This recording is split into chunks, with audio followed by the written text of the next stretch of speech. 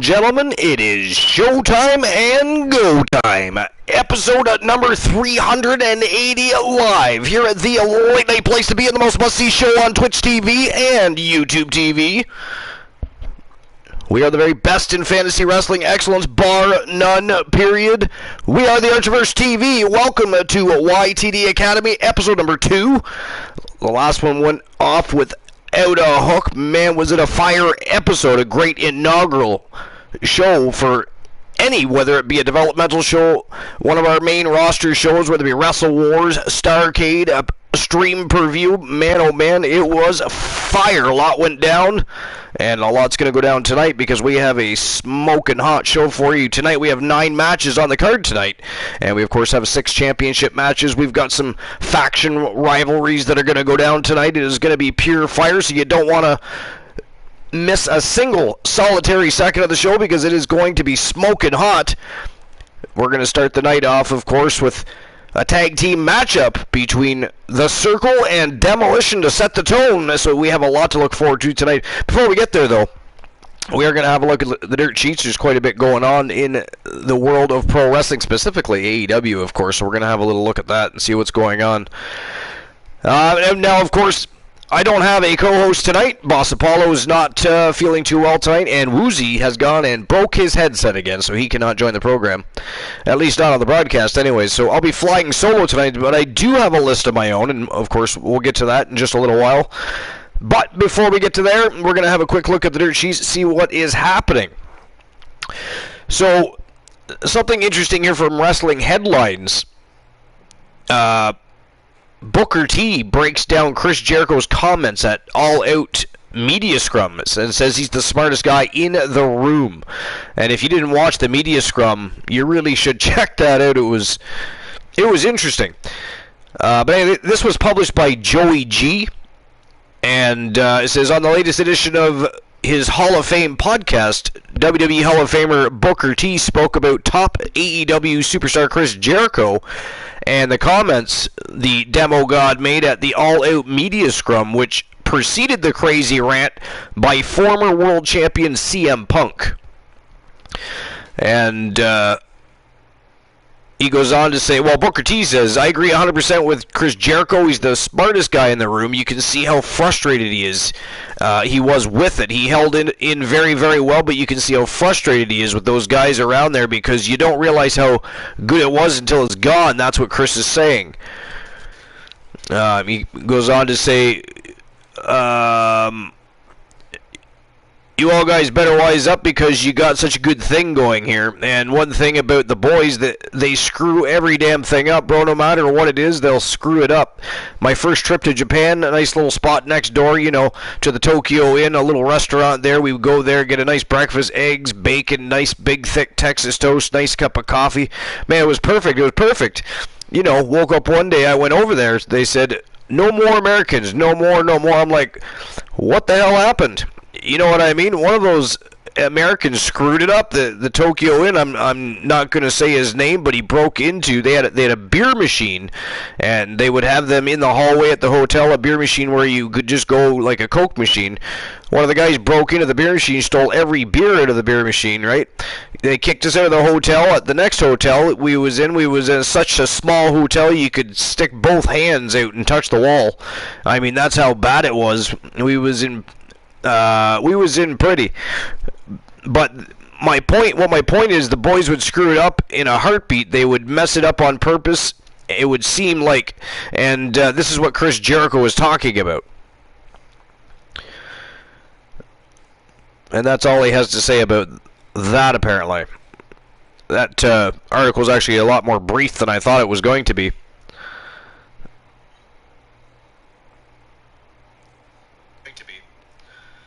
Alright, let's see here. What else is going down? Backstage news on Bobby Fish and CM Punk's poor relationship. And this is again Wrestling Headlines by Joey G. And it says, former AEW star Bobby Fish has been making headlines over the last week due to his disdain for CM Punk following the Second City Saints' behavior at the All Out Media Scrum and his eventual backstage conflict with the Elite that has gotten all of them suspended. According to Fightful Select, Fish and Punk's relationship soured after their Dynamite matchup from 2021, which saw Fish awkwardly kick out of Punk's GTS finisher at 3.1 seconds. The spot played weird for the live crowd and apparently was the catalyst for the two men disliking each other. Reports are the two men didn't communicate much after that. This topic was something that Fish addressed during our Wrestling Headlines exclusive interview. And here's what he had to say. So regarding the confusion at the end of our match was the fact that he did what's called the office or an Iggy. This is some inside baseball stuff here, but he did that before the 3 count was over. And so, having been in the business for a long time, I recognize what that is, and having done it myself to somebody to say, in our own way, whatever, good match, he did it before the 3 count was over. So that's also a way to alert your opponent that, hey, let's change something. In that moment, I can liken it to what Tony Khan might have been feeling about what he's going off on. The EVPs, what to do. And in the moment, I know for myself, I had to split-second decision. I couldn't weigh out, this or that. I had to either kick out or not kick out or lose the moment forever, so I kicked out, and it was what it was. And that is all he has to say about that. So, interesting. Yo, what's going on, Night Breeze? A.K.A. Glenola. The Great Glenola. Finer than Frog's hair. What's going on, Glenola? What's new and exciting? Anything? What's going down in Frogville?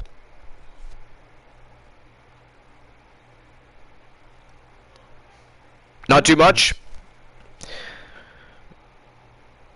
I'm just running down some of the dirt sheets here.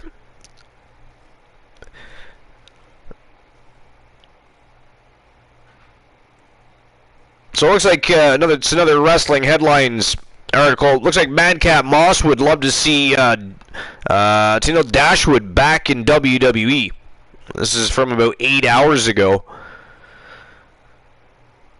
So WWE star Madcap Moss recently joined Busted Open Radio for a discussion about all things pro wrestling, which included Moss explaining why he wants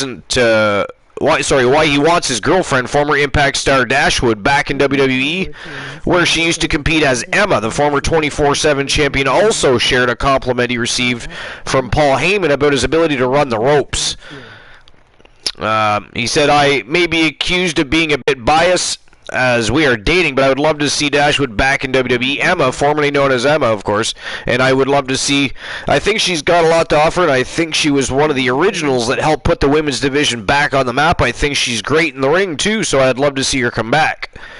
And the compliment Paul Heyman gave him, Paul Heyman said that to me when he was running Raw. He said, I've never seen anyone hit the ropes like that since Steve Austin, and again, yeah, he did. He hit him with the reckless abandon, and that's who I try to emulate doing that. So it sounds like Madcap Moss is a big Stone Cold Steve Austin fan. Yo, David, what's going on? It's new and exciting, my friend. Glad everybody's able to make it and able to pop in. Welcome to episode number 380, episode number 2 of YTD Academy, of course.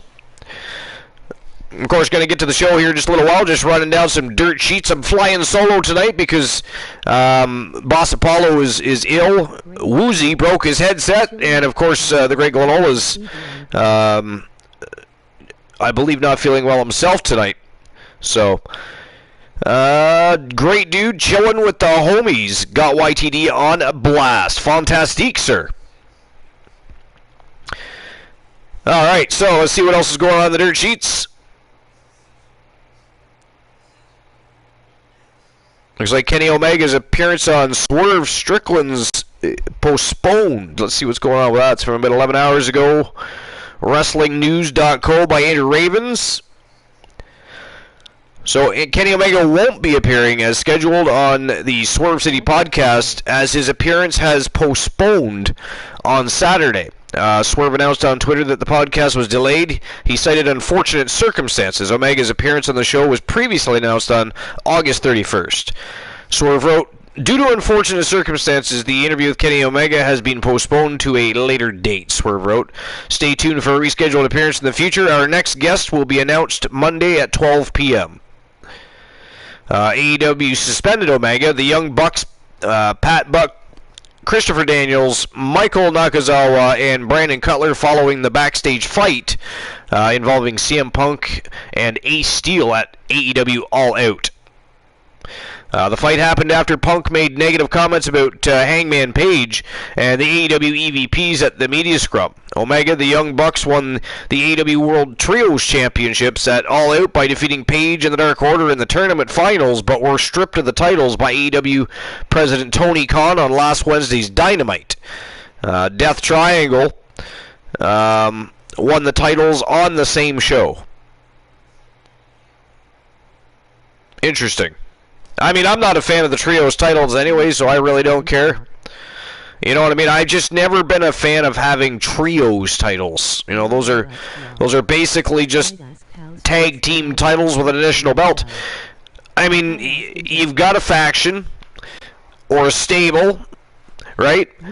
And you can rule the tag team division simply by beating everybody up, taking the titles, and holding them hostage within your stable.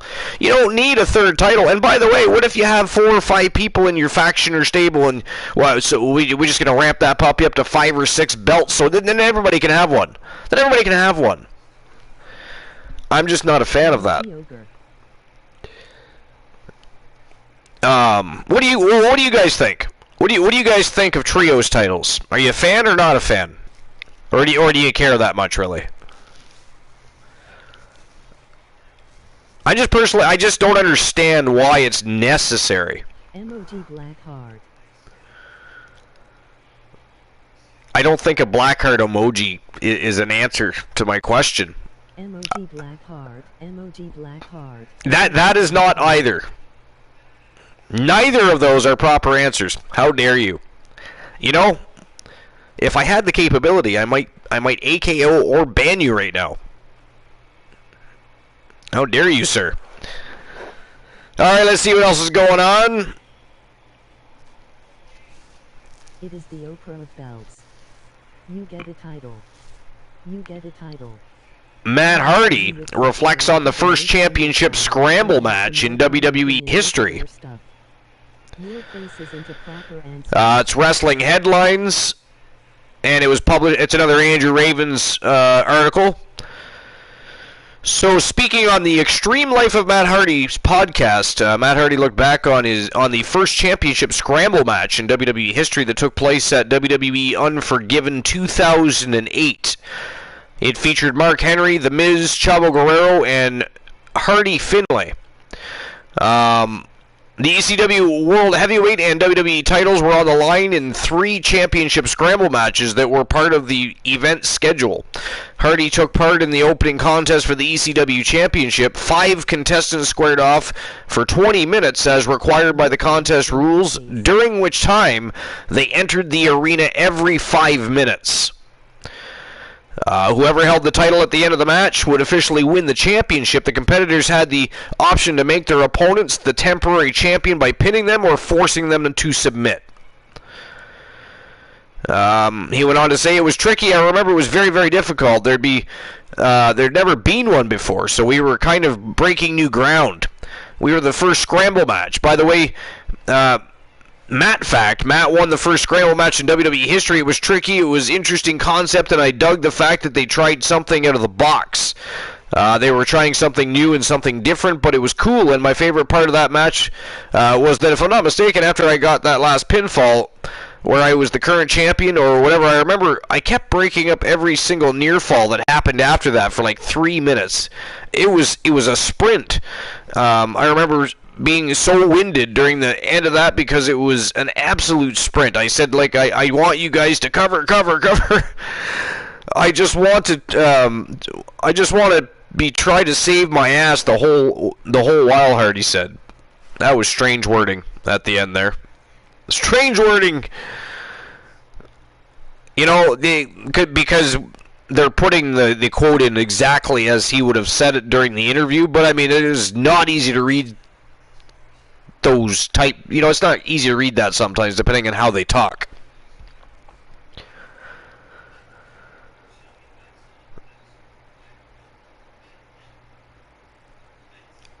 Looks like CM Punk issues in AEW seemingly referenced during SmackDown. Did I miss that? I'm trying to remember now. Did I even watch SmackDown? I can't remember if I did or didn't. Well, let's have a look-see, shall we? It's another Andrew Ravens, WrestlingNews.co. So, plenty of people outside of AEW have been talking about the backstage turmoil in AEW involving CM Punk, Hangman Page, the Young Bucks, and Kenny Omega. After Punk's comments at the AEW All-Out Media Scrum, where he ripped Colt Cabana, Hangman Adam Page, and the AEW EVPs, there was a backstage fight involving Punk, Omega, Ace Steel, and the Young Bucks. As previously noted, WWE star Natalya threw shade at Punk on Twitter regarding the situation. During Friday's SmackDown, leader announced Michael Cole seemingly alluded to the subject when he and Corey Graves were recapping the segment with Ronda Rousey and WWE official Adam Pearce last week. Pearce did a promo, and Rousey got physical with him. Cole said Rousey was disciplined internally, and the results of which will not be made public. He added that the sources told me WWE official Adam Page had gotten carried away. He's aired the dirty laundry publicly, hence the reason the investigation has been taken behind the scenes. And many fans took that as Cole referencing the situation as Punk discussed the issues with the stars mentioned above in a public way.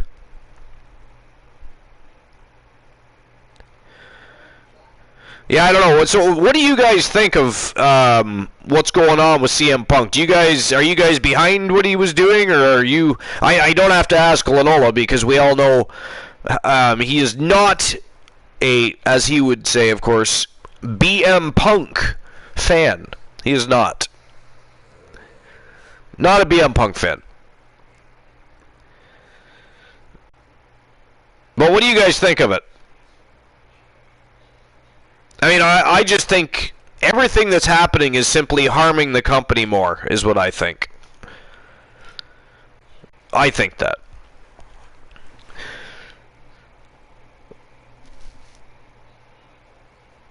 Alright, well, there's a few more things to check out in the dirt sheets, and of course I do have a list for Between the Ropes after the show gets started here. But I'm thinking what we'll do is we'll get the show on the go, get the first match of the evening rocking and rolling. We got the Circle and Demolition setting the tone for the evening, and it is a smoking hot card. 9 matches, 6 championship matches, faction wars. We're on the road to Judgment Day, and of course everybody at YTD Academy is going to be fighting over bragging rights, supremacy, that lust for championship gold, and of course they are all looking to elevate their careers to try and get a main roster spot, and of course they would love to be at Judgment Day performing with the rest of the main roster talent. So we're going to get the show on the go. Ladies and gentlemen, without further ado, episode number 380 live. Let's go.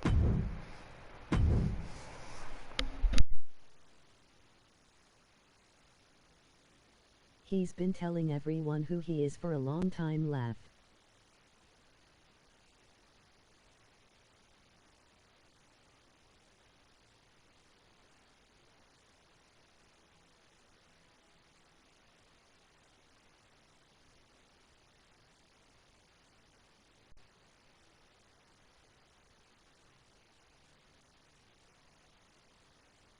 Lol, yeah.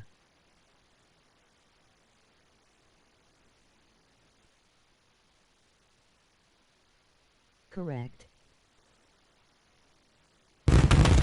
And here we go, episode number 2, here on episode number 380 at the Archerverse. 9 matches of pure fire, 6 championship matches, faction wars. We are going to have a smoking hot time tonight, so I hope you're ready for a thrill ride. We're going to get that first match of the night started here in just a moment. Of course, as we are all over at the Shark Tank here on YouTube, we don't have the capability for polls or anything we can utilize to, well, you know, for a betting line. So there won't be any betting on the matches for anybody that's newer to the YTD Academy. It's only over on Twitch. We're able to open betting lines and have you bet on the matches, at least for now. Until I get monetized, I'm able to utilize polls, and then you guys will have that ability to bet on the matches one more time. But and we are getting there. We are getting there. We are on our way to monetization. And we just got to keep plugging away, rocking and rolling, and putting on the very best show possible each and every time we have an outing, just like we do each and every time. So it's really not that big of a deal. We will get there. Glenola says BM Punk is the greatest of all time, and if you don't believe it, just ask him. Yeah, he was pretty high on himself. I mean, my problem with CM Punk has always been the exact same. There was nothing ever about him that stood out to me, and I couldn't understand why they had him beating people that should wipe the floor with him, in my opinion, type of thing. You know what I mean? They found MJF. We found MJF. They did not find him. We just simply called him. We said, man, we know you're having a problem with Khan still, hence why you're not with AEW, but YTD Academy needs a good matchup to set the tone for the night, so he got on the horn with Jericho, and the Circle hopped on a plane straight to the YTD Academy arena, and they are facing a Demolition for the first match of the night. That is what's going down. He just doesn't want to talk to, you know, other unsuccessful companies. There is no need for him to talk to other unsuccessful companies. Promotions that shall not be named, for instance. Actually, technically, here you can name them. You can say lots of things here. Again, I do not have the ability to do certain things, therefore, unfortunately, right now here on YouTube, there is no list of Archer.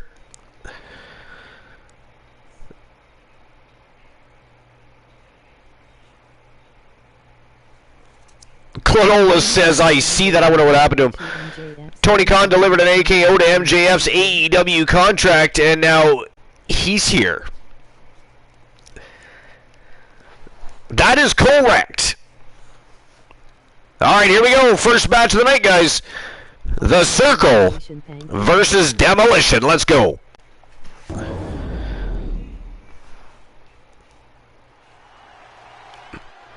Glenola, how dare you? Better get ready. Stirring the pot already. First match of the night. There will be no Archer Appreciation Night. How dare you, sir? Put that out there. It is nothing but propaganda. The following contest is scheduled for one fall on the way to the ring at a combined weight of 4. All right, so let's see what else is going on in the dirt sheets. The feeling, the electricity in the arena right now is unlike anything I've ever felt in quite some time. This match is going to be good.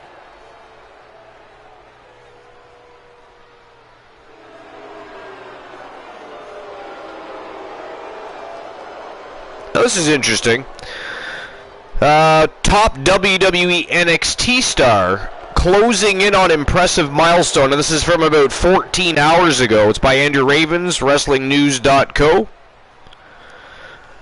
So it says WWE has strongly pushed Mandy Rose since her arrival to NXT. After not doing much in the later stages of her run on the main roster. She changed her look from having blonde hair to dark hair and has been the centerpiece of the women's division and the developmental brand. She's also been a big part of the rise of Gigi Dolan and JC Jane, while together with them in Toxic Attraction. Rose defeated Raquel Gonzalez to win the NXT Championship at Halloween Havoc with the help of Dakota Kai last year. Rose recently reached a milestone holding the title for 319 days. She has been NXT Women's Champion longer than Paige, Bayley, and Io Shirai now. Rose is on her way to surpassing Charlotte Flair's combined reign of 331 days and becoming the number 3 longest NXT Women's Champion of all time.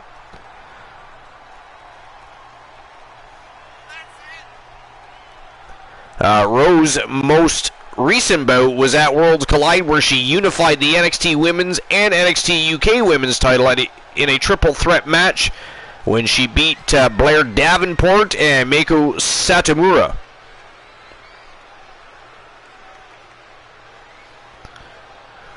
So that's interesting. She's closing in on Charlotte Flair. Now, you know, it's funny because I actually can't remember, but who is the, I wonder who the longest reigning NXT Women's Champion is. Is it Becky Lynch? I'm going to look right now. Old school tonight with a little 2-on-2 tag team action. Doesn't get any more classic than this. You truly get the best of both worlds, and sometimes airings you really didn't see coming. Hey, kind of like you and me, Corey. I would very much like to be excluded from this narrative, Saxton. Roxy, emoji grinning squinting face.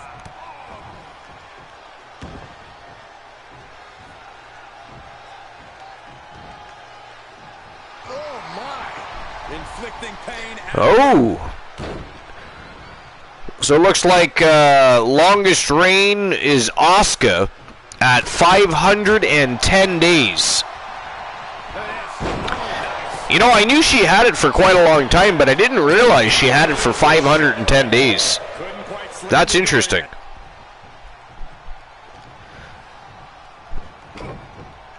I mean, Glenola, I will allow that one. Archer better than AEW.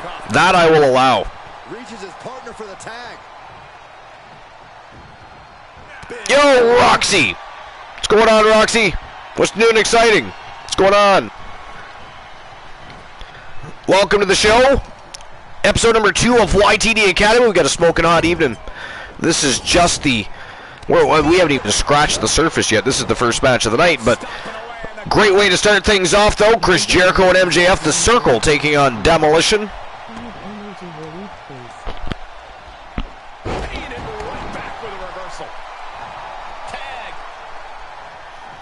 Alright, let's see what else I can find in the dirt sheets.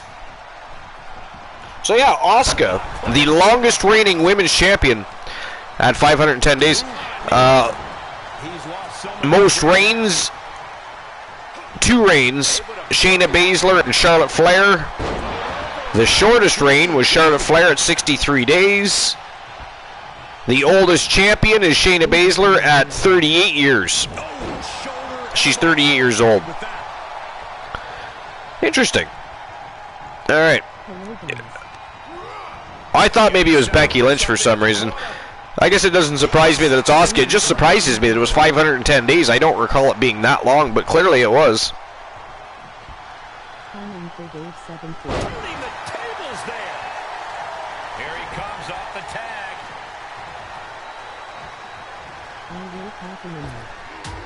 Launching himself in the ropes.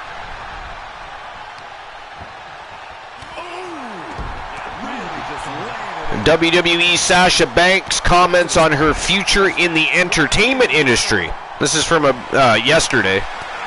WrestlingNews.co again, Andrew Ravens again. So Sasha Banks, Mercedes Varnado, has opened up about her future in entertainment after walking into WWE alongside Naomi in May after a creative dispute. Since then, the two stars have appeared at the premiere of She-Hulk and walked in New York Fashion Week.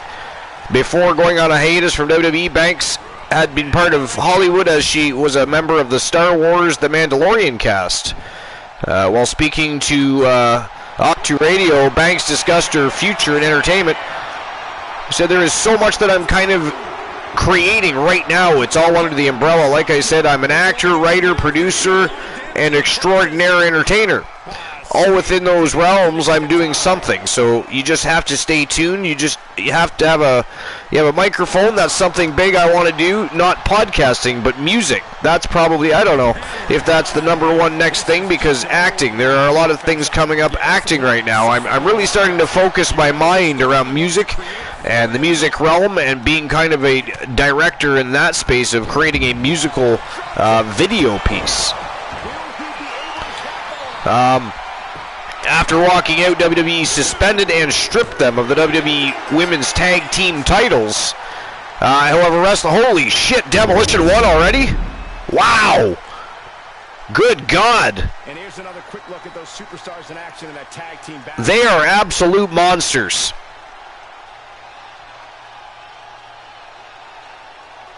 I gotta be honest, I didn't even see any of that matchup. I was busy. I mean, it wasn't that long. It wasn't that long. I was trying to read the article here. And the next thing I know, I hear 3, and I'm like, what? 3? Wow. Absolute monsters. Yo, Joe Link. What's going on, buddy? Good to see everybody here.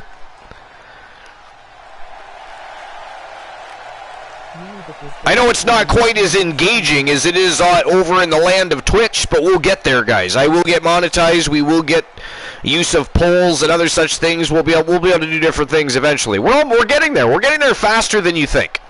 We're getting there faster than you think. But yeah, that was crazy. Wow. So shout out to Team The Turret Man and Team Complete Geek TV. Wow, that is not just a big one, but that was a fast victory. Wow. And they were not just in there against Joe Schmoes. I mean, that was Chris Jericho and MJF. That was insane. Redeems, open those betting lines. I should ban you right now. You know we don't have betting lines right now. Although I can't ban you either for that matter. So, there's that. But I would like to. So there's that. How dare you? Alright, next match of the night. Trip to the mixed match tag team division. And check it out, we got the She-Fiend, Sinister Fiend. And the Fiend taking on the Killers of the Skies. The Hardcore Legend. And Io Shirai. Chairs. And the Pirate of the Sky versus the Fiends. Who do you guys got on this one? Who do you guys got on this one? I'm going with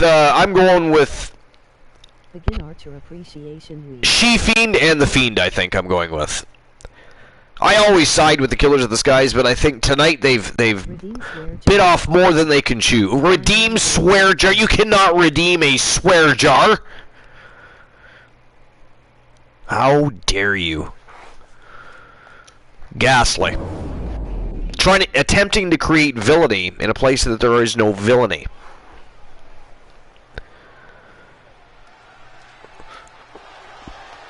I mean, what does that say about who you are when you're attempting to create villainy in a place of worship such as the Archerverse here on YouTube?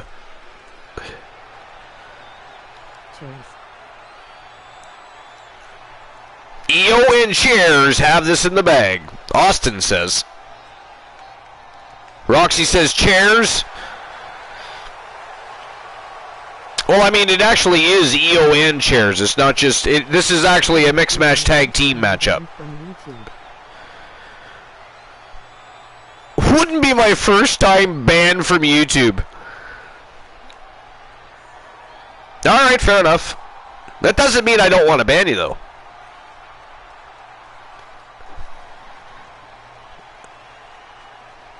Yes, true that.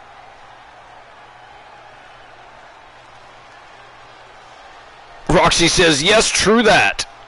Go Io. Go Io. Alright, so that was all there was to that article. Not really a whole lot of what I would say extra real interesting information. Nick Wayne hopes to wrestle CM Punk and Bryan Danielson in AEW. It's by Joey G, Wrestling Headlines.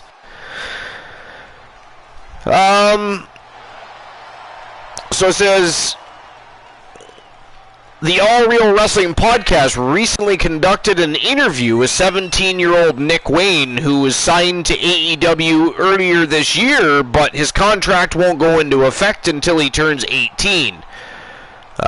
During his chat, Wayne discusses his desire to wrestle Bryan Danielson and CM Punk and how he hopes to give back to the business when he gets older. He said, AEW, since that's where I am heading, once I turn 18, I would love to spend as much time as I can there. I would love to do everything there is to do in AEW, whether that be winning their world title, their TNT title, or their tag team title. I want to do everything. I want to wrestle their top guys, Bryan Danielson, CM Punk. I want to do everything there is to do in AEW. It says he's really looking forward to giving back to the business. Also, a very big one that I'm starting to do, or that I've been doing these past few months, but I think it'll definitely mean a lot more when I'm older, is giving back to pro wrestling and give back to the younger guys in the business. I really just want to influence the younger guy. He's 17. Why does he keep saying younger guys? It's driving me insane right now. You know? You know what I'm saying? It is. It's driving me a little cray-cray. I won't lie. But anyways, I know I'm kind of like the very youngest right now, being 7. And then he admits it, at least. But once I'm older, in my 20s and 30s, I want to slap him right across his face right now.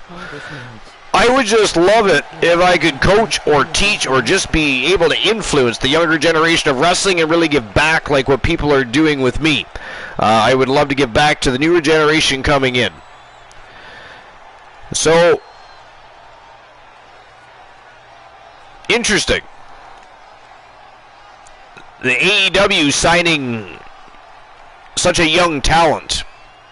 And very cool, though, when you think about it, right? That's cool. I mean, it's really neat that they're willing to do that, because, you know, I'm going to guess that the WWE probably isn't jumping or leapfrogging anybody to sign any 17-year-olds, right? But I think it's cool that there's a platform for that 17-year-old.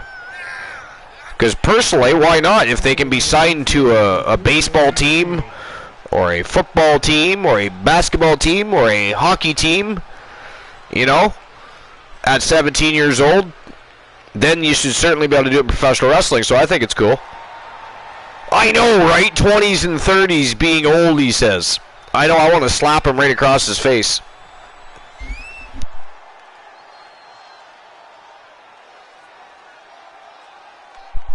Slap him right across his face.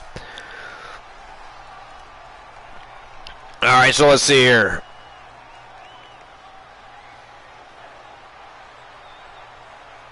More on the Young Bucks sending out feelers to friends in WWE. That's from a day ago. Paul Davis, Wrestling News. The Wrestling Observer Ryan Frederick posted a follow-up in response to a member of the F4W forum in regard to the Young Bucks sending out feelers to friends in WWE. It says, it is believed that Matt and Nick Jackson's AEW deals expire at the beginning, not at the end of 2024. For those of you wondering who Ryan Frederick is, he writes in the Wrestling Observer newsletter and covers MMA for the site. He also has connections in the wrestling business. Frederick noted that some sites will take his opinion, post, and report them as news, but in this case, what he is saying about the Bucks is 100% true. He said the following in his follow-up post. In this instance, though what I said is 100% true, and I have it for multiple people, it is also not a big deal, not really newsworthy. It's not like they actually reached out to WWE management. They told a friend in the company, a fellow wrestler, that they would be willing to listen to offers when their deals are up, I believe January 2024. And to let it be known, I mean, that's if AEW is still in existence. Hey, look at that, it says 666 up there. I know it's 611 and 66, but that is 666 on the screen there. You know what I'm saying? It is. Is Kraken Skulls here? Is Kraken here? No? Anyways.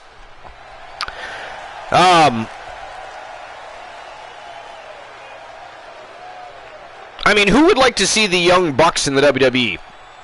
I personally would. And they are still young enough to be called the Young Bucks. They're actually quite young still. They've got an easy, if they could get into the WWE and be pushed, they've got an easy 10 years that they could rock the tag team division, and Matt Jackson could even go on a singles run. I think he's better than Nick. That's why I was saying that, if you're wondering. So, but anyway. This has become a very But I mean, lately. A mixed tag match. hold on. Jeffrey says, kind of sad you didn't think of me. Well, I apologize. I'm sorry. I mean, I was thinking of you, but I mean, Cracking Skulls is kind of tied to the 666 thing. You know, hence, you know, the Nightmare Damien and Little Joey Nightmare, and you do not have an equivalent. And he's able to reverse. I mean, I suppose the, you know, there's the Hardcore Icon and the Legend Killer. I guess they're monstrous in their own minds, but I mean, Damien literally has the name of the Devil's Son. I mean, come on. And how dare you be jealous? Ghastly. Alright. Oh my God. So yeah, that's if the company's even still running strong enough to hold a contract for the Young Bucks by then. I mean, the way they're tanking their company presently, who the hell knows, right? I mean, they really have ruined a good thing. I loved AEW when it first started. I was very happy that there was another wrestling promotion. Was I one of those people that was suckered in and into the kayfabe and to believe that they were an alternative and were going to offer something different? No, I knew they weren't going to. There was going to be no wheels reinvented. Everything that could possibly be done in pro wrestling has already been done time and time again. It's just who now can do it better and with a bigger budget. That is all. The rest of it is all propaganda and bullshit. But at the end of the day, they were not. But what they were doing was introducing new talent, homegrown talent, great talent, and putting on tremendous shows. And their first few pay-per-views they did were smoking hot. But then they did what I feared. And they started letting in all the WWE rejects, right? And pushed all their homegrown talent to the side. Hell, they got so crazed I mean, they have no direct. I don't even know what's going on over there. They don't even know how to book their own World Brooch. World Brooch, of course, being their world title. It looks like, again, it looks like a giant brooch. It does not look like a world championship title belt, but I absolutely, I despise it. I despise it on the same level. I despise the giant network plugging belt buckle that is the WWE Championship and Universal Championship, by the way. I hate them equally. But they don't even know how to book their own World Championship. They booked their TNT Championship, which, by the way, folks, if you aren't paying attention, is the equivalent to a television championship. They are pushing the TNT Championship. Hell, they push the TBS Championship, which is the Women's Television Championship, over the men's. You know? They do, over the men's and the world title, for that matter. It is crazy. I don't understand anything. You know, and they barely booked their tag team championship matches properly. Now they've got trios titles because, you know, everybody has to have a prize. I mean, eventually I assume there's going to be some sextuplet titles because eventually there's going to be a faction that decides to blow up like the NWO. It'll probably be called the AEWO. I should not have said that and put that out there. If I could, I would actually ban myself right now. That was ghastly. But anyways, it's crazy. Crazy. But anyways, it's something that every single wrestler in the business should be doing. It's called maximizing your leverage. It's no different than an NFL or an MLB player coming into the final year of their contracts and letting it be known they are going to free agency and listening to offers from other teams. And in the sense of independent contractors, it's not different than a NASCAR or a Formula One driver letting other teams know that their contracts run out at a certain time and they'll be listening to offers. Except wrestling is a weird business where you have to use your friends on the other side to let this message be known. It does not mean they want to leave. It means they're looking to get the best deal they can. That's it. It's a non-story. And if you're a wrestler with a deal coming up in the next 18 months and you aren't playing both sides, you need to fix that immediately. Fredericks also stated that, and it doesn't matter if it was now or at any point in the future, before their contracts run out, they were going to reach out. It's inevitable. And why this is a complete non-story, to be honest, and the feeler I was talking about that happened before the incident on this past weekend, for the record, it was a few weeks ago. It's just plain common sense. And I'm going to go ahead, because I didn't follow that whole thing very closely, but I'm going to go ahead and assume that that friend that they're talking about is Cody Rhodes.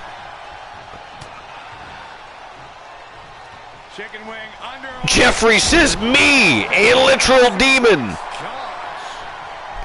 Jealousy is not becoming of you. It is sad.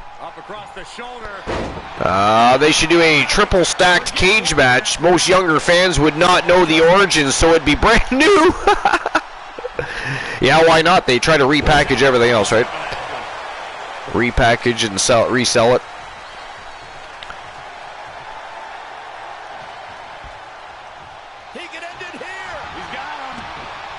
I literally forgot about their world title until Mox suddenly had their interim. Yeah, well, that's because they don't know what they're doing. They don't know how to book a. They don't know how to book a card. They don't know how to book a match. They don't know how to write a story. They don't know how to get people to invest in the product they're trying to sell. They think having a bunch of people on the screen at the same time is great because everybody gets screen time, and meanwhile the people that are in the audience and the people that are watching at home don't know who the fuck they're supposed to be paying attention to.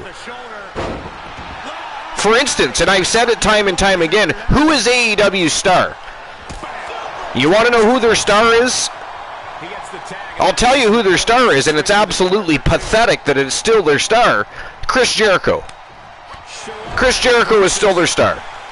He is their only star. It is sad and pathetic. And that is because of their terrible booking, their lack of guidance, their inability to work as a team and come together and to tell a story, to book a proper match, a program. You know, everybody's getting injured because of their strong style type of wrestling.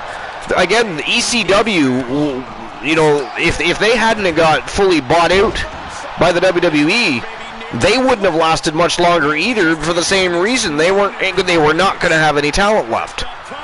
They were already at that point low on talent. You know? It's crazy. I'm waiting for a wrestler calling himself King to use a top rope axe handle yelling, "I will rule you," to come to AEW. That's funny. Also ghastly, by the way. I hope that doesn't happen now.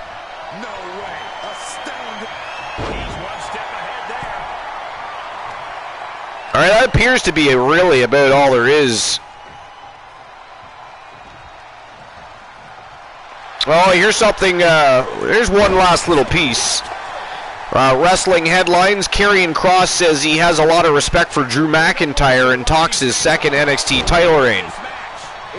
It's another Joey G article, Wrestling Headlines. WWE star Karrion Kross recently joined El Brunch to WWE for an in-depth conversation about all things pro wrestling, including how Kross feels about his second NXT Championship reign and how he has a great deal of respect for Drew McIntyre, despite his aggression towards the Scottish Warrior on WWE programming. And I gotta tell you, this Mixed Match Challenge matchup is fantastic. I actually thought that She-Fiend and The Fiend would make much easier work. No offense, Blind Locksmith, but I actually thought they would have made much shorter work. And the Killers of the Skies, I'm not gonna lie, and the Killers of the Skies have been absolutely spot on tonight. Absolutely spot on tonight. They are giving the Fiends a run for their money, and might actually win this thing. So anyways, says he had a lot of respect for Drew McIntyre. So he says, I have a lot of respect for Drew McIntyre. I respect that he has been, what he has been through and what he has accomplished, and I think that he is a perfect person to destroy on television to set the tone for what I'm about to do in the immediate future. It's nothing personal at all, and he is just in the way, and not for long. He won't be for very long, and that's the politest way I can put that. On his second reign as NXT champion, he says, "It was very good. Cross said of his second NXT championship title reign, that's the type of title reign that some people will never ever see in their entire careers. And for me to be able to achieve that so early in my arrival in WWE, I'll never forget it. It was one of the best times of my career, and it prepared me mentally for everything that had happened in the future. I felt very, very prepared moving forward with some sort of expectation was going to be needed of me and the accountability of being champion. I kind of thought of being champion NXT as every single day you show up to work. This is going to be a dress rehearsal for one day becoming WWE champion. That's the way I always looked at it." And that is all he has to say on the matter. I'm shocked that she kicked out. You and I both, Byron. These guys have been looking to beat each other up for a while. So here is one more article, and I somehow missed this from a few days ago. It says two-time NXT champion teases facing Brock Lesnar in massive first-time ever WWE match. This is sportskita.com. It's I think it's Ablash. Is it going to be Mukherjee? Nope, Mendy. Ablash Mendy. All right, so Karrion Kross has teased a huge first-time ever match against Brock Lesnar in his latest Instagram story. Karrion Kross made his WWE return on the August 5th, 2022 episode of SmackDown with Scarlett accompanying him. Kross quickly made it known that he wanted Roman Reigns. Oh, double power bombs by the Fiends. Killers of the Skies are both flat on their backs. Io kicks out though. Wow, what a match this is. Anyways, Kross quickly made it known that he wanted Roman Reigns' undisputed WWE Universal title and has been mainly targeting former WWE champion Drew McIntyre ever since his huge return. Kross recently teased another big feud with none other than WWE veteran Brock Lesnar. He shared an edited fan-made image on his Instagram story featuring a match graphic pitching, yeah, playing baseball there, pitting him against the Beast incarnate. It says Brock Lesnar is scheduled for a WWE return next year. Lesnar took on Roman Reigns in the main event of SummerSlam 2022. The last man standing match was contested for the undisputed WWE Universal title. Lesnar did everything in his power to take the belt off Reigns, including taking apart the SummerSlam ring with a tractor. In the end, however, it was Reigns who stood victorious over the Beast incarnate. Lesnar is currently on a hiatus for WWE. His fans will have to wait a while before they get to see him back in the WWE ring. Nevertheless, Lesnar is advertised for WWE Day 1, which is scheduled for January 1, 2023. And again, the Fiend able to interfere there, broke up that pinfall attempt there by Io Shirai. Man, the Killers of the Skies really doing awesome here tonight, I gotta tell you. So fans are aware that WWE promoted Lesnar versus Reigns at SummerSlam for the duo's final encounter. If the rivalry is indeed over, the WWE Universe might witness Lesnar kick off a feud with another top star when he eventually returns. Karrion Kross and Scarlett were let go by WWE last year when Vince McMahon was at the helm. The game didn't waste much time and brought the duo back soon after he gained creative control. Furthermore, if Kross's tease becomes a reality somewhere down the line, we can expect a never-before-seen feud with these two behemoths. Now tell me, guys, what would you guys think of a program being worked between Karrion Kross and Brock Lesnar? What would you guys think of that? Wow, that is it. That is all. The madness The Fiend and Sinister Fiend pick up the big W over the Killers of the Skies. And you know, if they were on the main roster, a win like that over a team like the Killers of the Skies would put them right in line for a Mixed Match Challenge Tag Team Championship matchup. Which, of course, the Mixed Match Challenge Tag Team Championship is exclusive to the Archerverse Wrestle Wars, which can only be seen on Twitch TV every Wednesday night.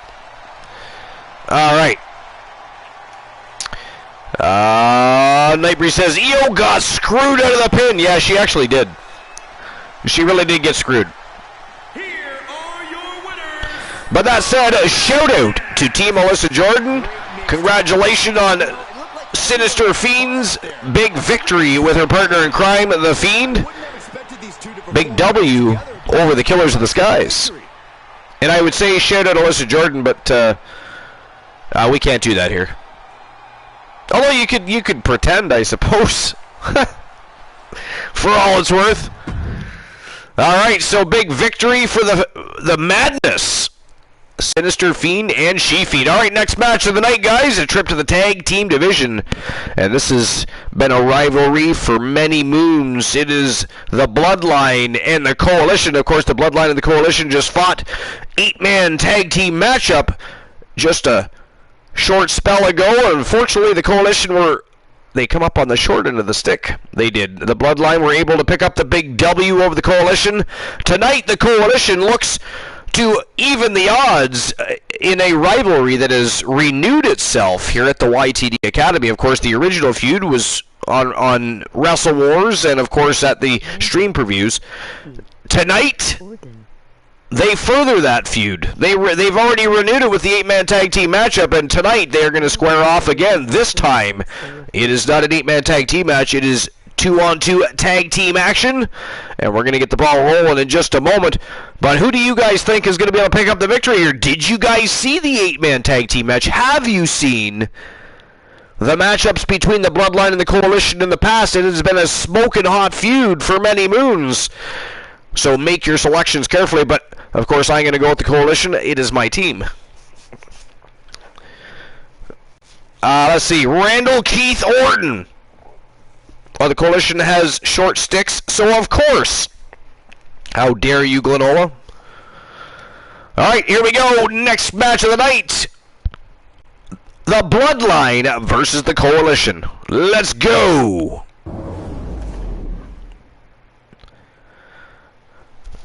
But yeah, what do you guys think of a potential program being worked between Karrion Kross and Brock Lesnar? Match ends in DQ.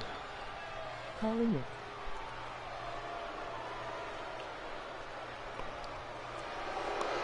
Roman steals Brock's tractor. Match ends in DQ.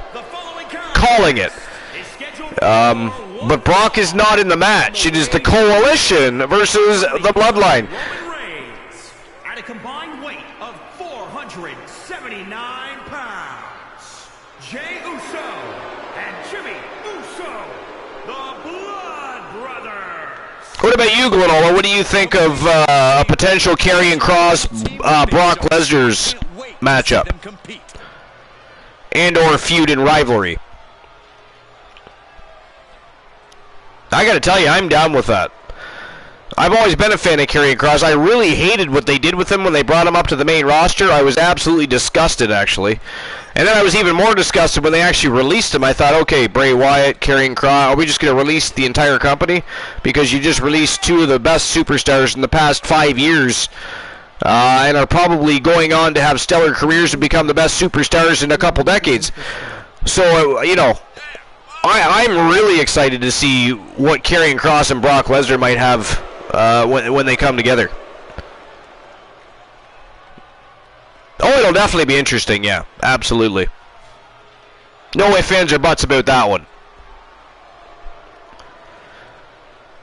David Scott, Joe Link, Roxy, Jeffries. What do you guys think? Karrion Kross, Brock Lesnar. Do you think they steal a show at a stream preview? Sorry, premium live event. The lesser companies, they're always changing the names of their events. Could be premium live content next. A la Finer Than Frog's Hair himself, of course. But yeah, Glenola says he doesn't know, but it might be interesting. I think is definitely going to be interesting. That might be an understatement. Coalition. Roxy's going with the Coalition. That is a wise choice, Roxy. But who do you think? Who do you think? But what do you think about a potential rivalry in the future between Brock Lesnar and Karrion Kross?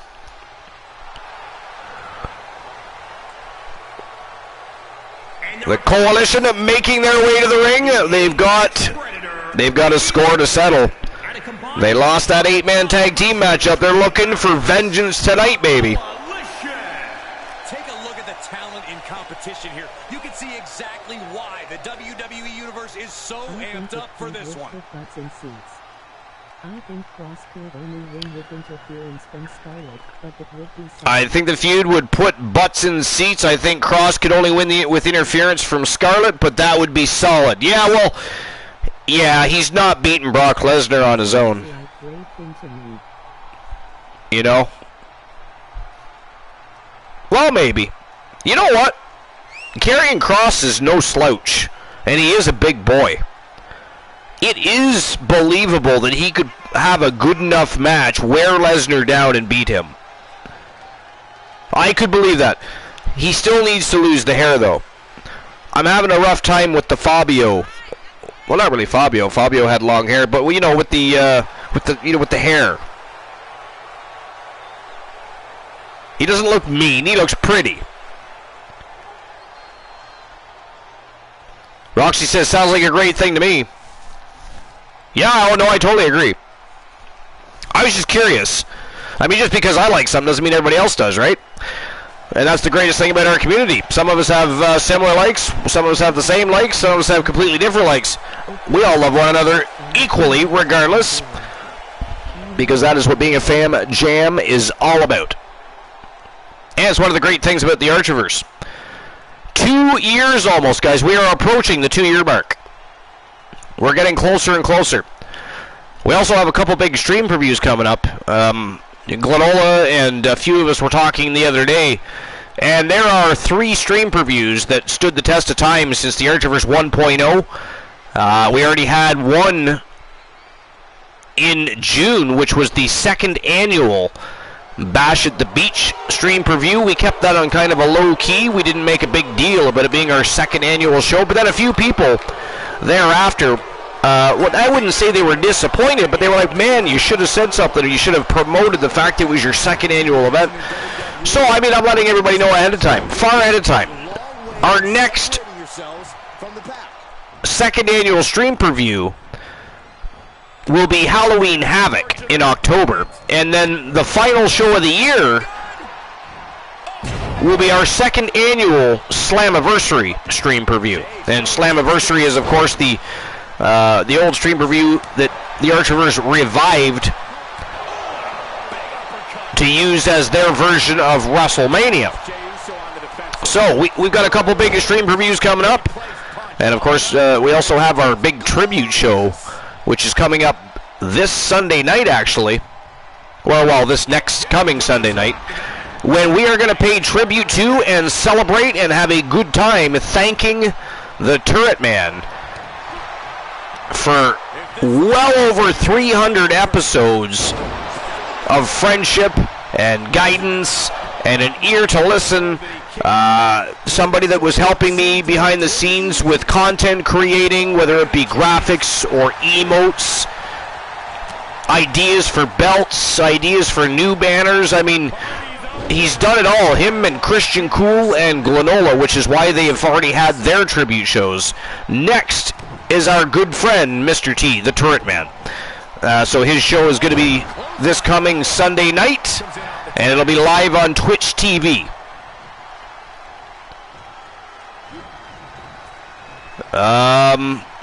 Austin says, Brock and Kross are a team here. If WWE makes them a team after the rivalry, I know they are watching me. You make a fine point there, and you know what? I'll be honest. Could you imagine carrying Cross and Brock Lesnar as a tag team and hitting the tag team division? Because although they may be your team, you've never pulled the trigger on actually putting them into the tag team division. You simply put them together as part of your faction and group. Not that I'm saying you should do that. I mean, everybody else would be really okay if you didn't unleash them on the tag team division. There will be no Archer tribute show, Glenola. How dare you keep bringing that up? There is no Archer tribute show. I got an idea. I got a fantastic idea, as a matter of fact. Fantastic. An epiphany, if you will. You so badly want to have an Archerverse tribute show. Why don't you do it on the Glenolaverse? I mean, imagine. You could play some Red Dead Redemption. Right? You could play some Fantasy Sorta online. You could play some Marbles online. You could play some Fall Guys online. And you could have your tribute show. But there will definitely be no self-tributing at the Archerverse ever. And you know that's not going to happen, because if there's one thing that you all can be guaranteed of, is that I've never, nor will I ever, make the Archerverse about me, my wrestlers, or anything else. It is about you guys. Although it does bother me that you guys have to pick on Archer all the time and beat him up. And so, I mean, you can't even let him have a championship. You got to hunt him down and take it from him. Hell, there's a lot of cheating and villainy that goes on behind that too. And he does not appreciate that either. Bullying your peers in the workplace. How dare all of you?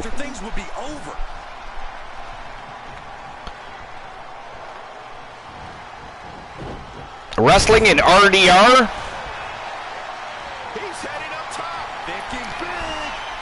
Well, there's a lot of things that RDR could mean, and my brain is not computing. So if you do not explain yourself, I am going to have to ban you.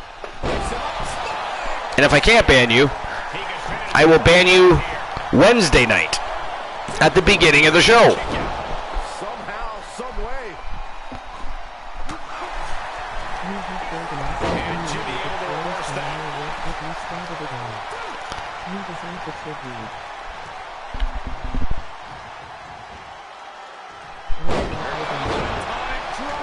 Glenola says, you have built an awesome community that grows by our work, but you started it all. You deserve the tribute. There will be no tribute. You know what? You know what? This might not be Twitch TV, Glenola, but you know what? You know what you've done? You know what you got done? You know what you've done? You know what you're forcing me to do?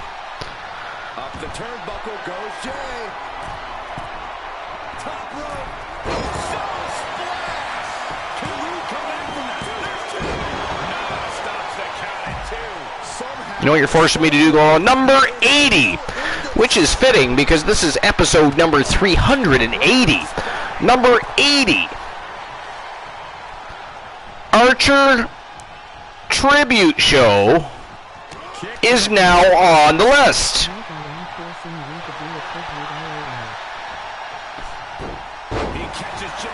Oh, Red Dead Redemption, yes. I don't know why that wasn't computing. You suck my balls, Jeffries. And suck the left one just a little harder so it makes the right one jealous, jump, and tickle your throat with all them nice long little testicular hair follicles. Bad predicament right here. Jeffries, there'll be no tribute. We are not talking about tributes anymore tonight. The only tribute show is next Sunday night, 10:30 p.m. Eastern Standard Time, when we celebrate the Turret Man. That is it. That is all.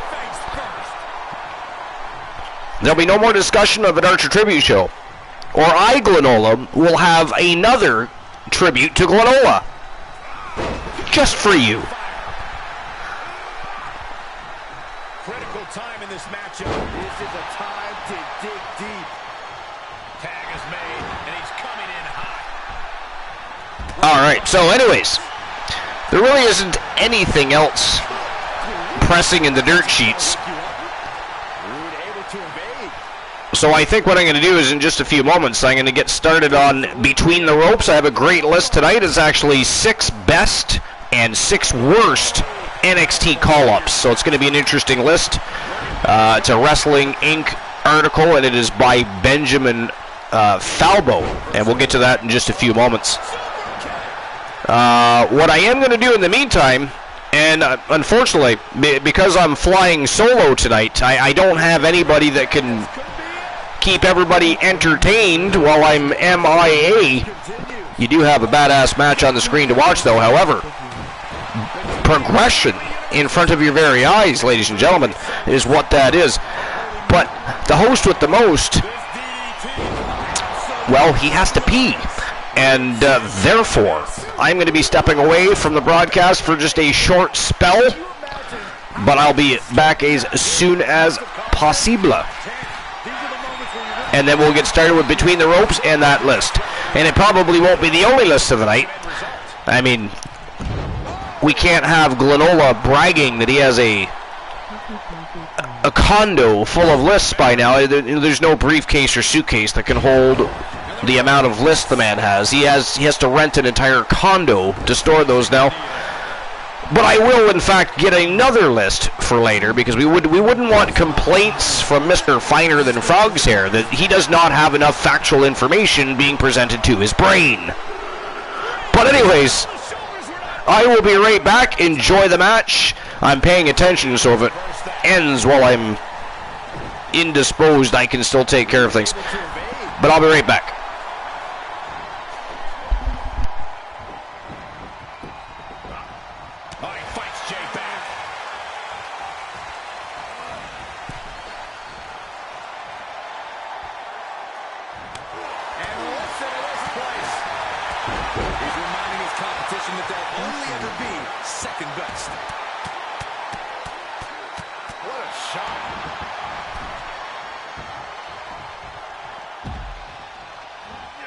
Just carrying the opposition anywhere they want it. Boom, right to the throat. And Rude's still able to be the aggressor there. Rude is so persistent. Keeps going. Kick to the gut. Glorious DDT. That could finish off Jay. On the ropes, referee breaks the count. Clean tag for his partner.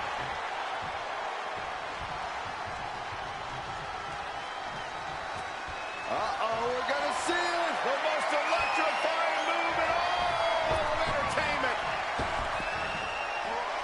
Jay showing his instincts. Uh-oh. Flapjack. Way up there. That one's scouted.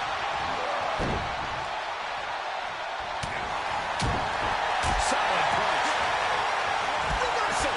Can he take advantage? These two showing how well scouted they each are. Breaker. Looking for a high-risk, high-reward situation. Up high. Body. Jimmy Uso tags in. Frog splash frog honey gloves. Afterwards Archer. What a shot! What grace! How's that for a counter? He's going for the pin. This could be it! He'll wind up elbow drop. Right to the back of the neck.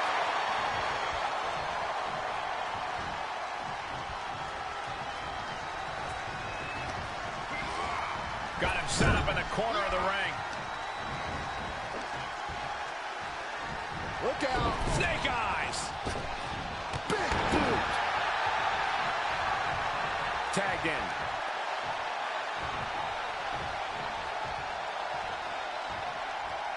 Uh-oh, getting ready to elbow drop. That's gotta be it. 2. You gotta be kidding me. I don't believe it. I don't believe it. I don't either. Can this ref even count to 3? Every person in this capacity crowd is on their feet. And with good reason. These superstars are earning all of their respect.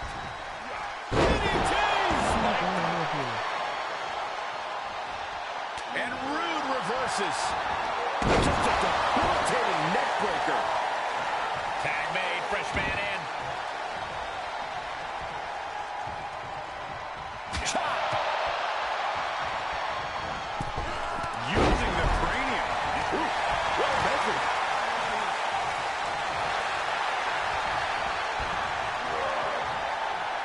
He fights Jay back. I don't like the look in his eye here, folks. Flying. That one fails to land. Missed the mark. Samoan drop. Jimmy Uso tags in.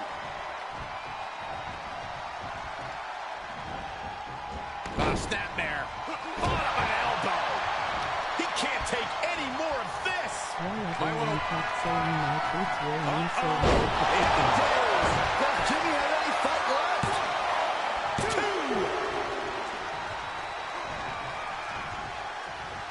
Good fight. Got to find a way to get out of this. Big time escape right there.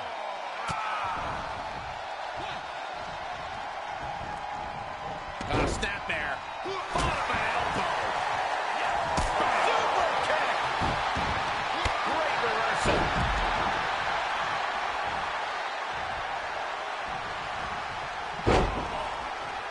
Taken down. What is this superstar looking for? Legs are great by now. The arms are trapped. This won't end well. Oh, big stop. And the cover for the win. This is it. 2, 3, And that may be one of the biggest wins in his career. Should have pulled it in a cup, not grab it. No doubt that was a match people will be telling their kids about for years to come. Here's another look.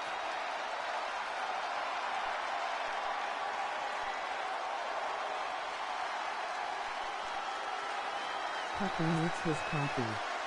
Nice a voucher to get him one. Here are your winners. The one, Elijah, Arthur, and Robert Roode, the Coalition. And teamwork makes the dream work in this tag team victory. Tag team excellence in its purest form. You simply love to see it. And I hope we see these guys tagging again real soon.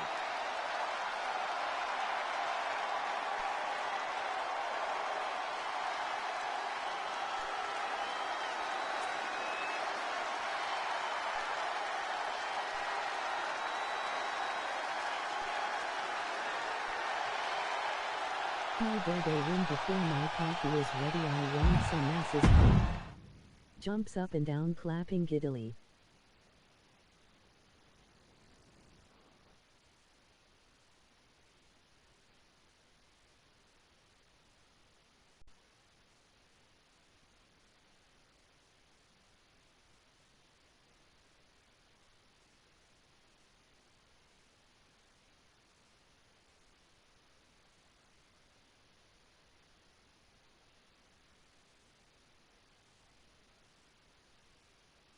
Find your own client, repicked.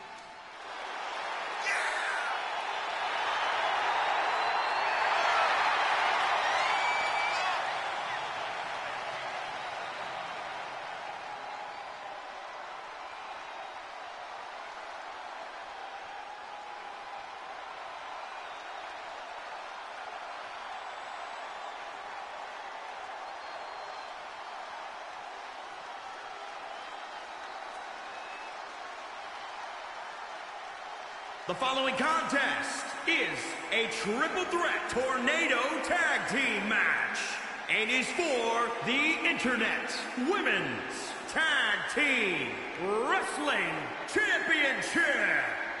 Introducing the challenger, China and Mickie James, Country Dominance. Here we go, gentlemen. Huge title match coming up. And a huge opportunity for the champ to prove to everyone that there truly is none better in all of WWE right now.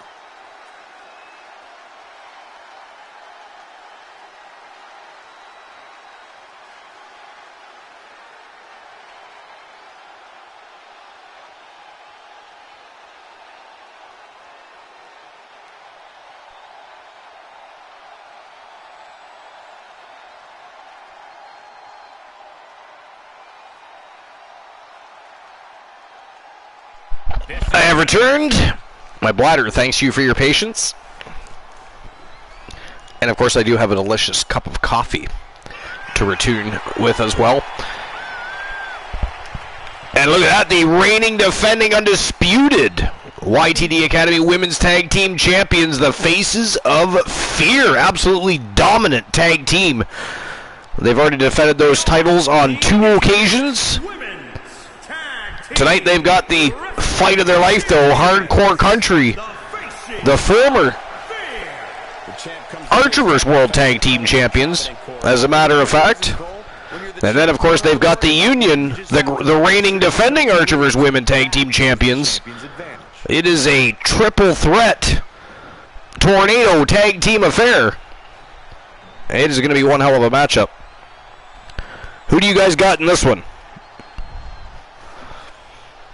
Alright, so while we're waiting for answers for that, I will bring up our list. Again, it's Wrestling Inc., and it is Benjamin Falbo. 6 best and 6 worst NXT call-ups.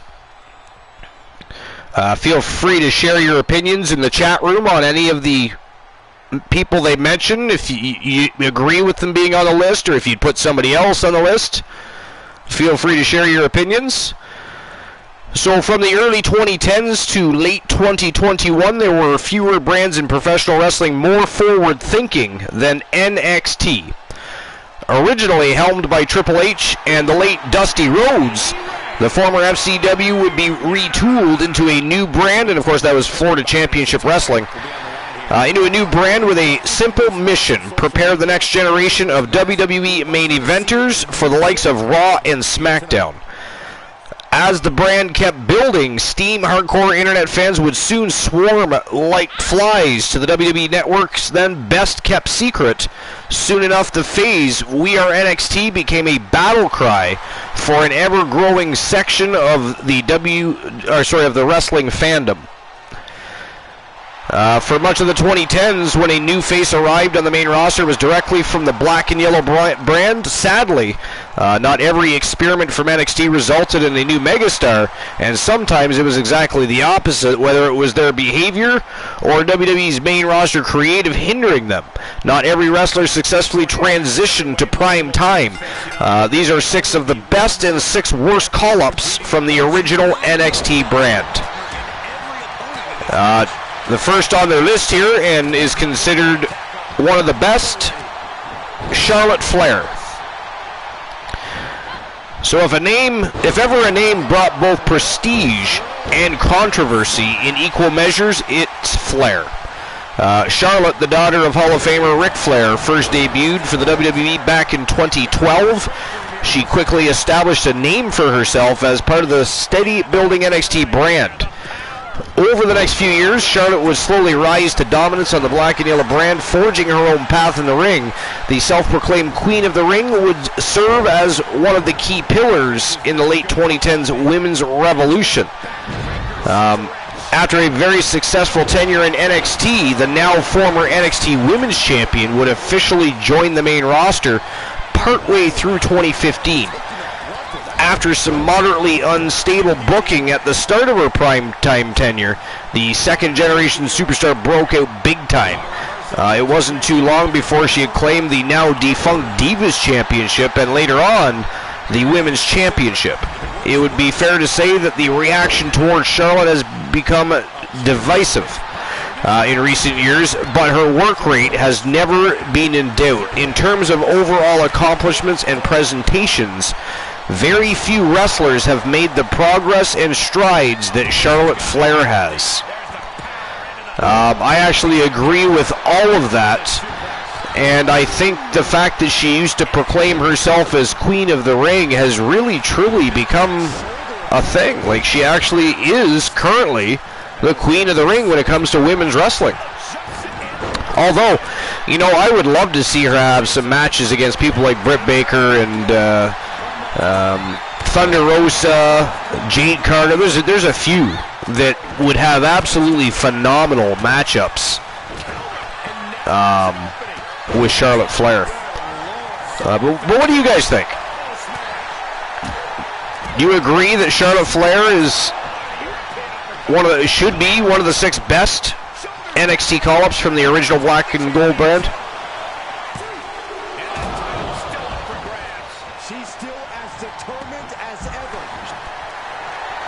Chaos already erupting here. Chyna and Nikita Razor outside the ring going to battle. Olivia Payne taking care of Doudrop in the ring. And we have, of course, Mickie James.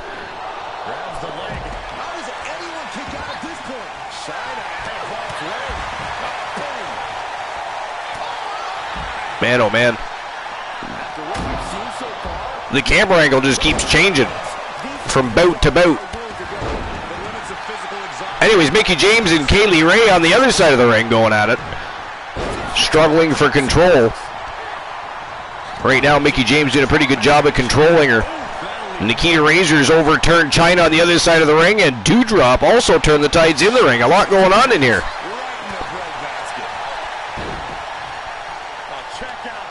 Look at the strength of Nikita Razor. Wow, military press to a power slam on Chyna on the unforgiving floor. Vicious. Razor just tosses her into the barricade. Ooh! Opens up with a barrage of strikes. Olivia Payne tosses Doudrop over the top rope. Joins her partner outside the ring. Kaylee Ray in the ring here with a submission hold locked in tight. Mickie James fighting. And she currently fighting out, and she is out. Nice wrist lock takedown. Beautiful reversal. And then a dragon screw leg whip on Olivia Payne. A little bit of ground and pound here. Looks like Kaylee Ray and Olivia Payne would like to end the evening for Mickie James.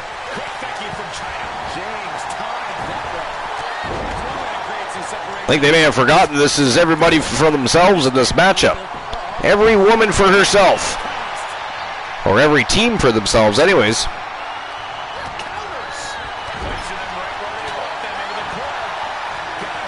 But as it is, Kaylee Ray and Olivia Payne both still stalking Mickie James. They both want a piece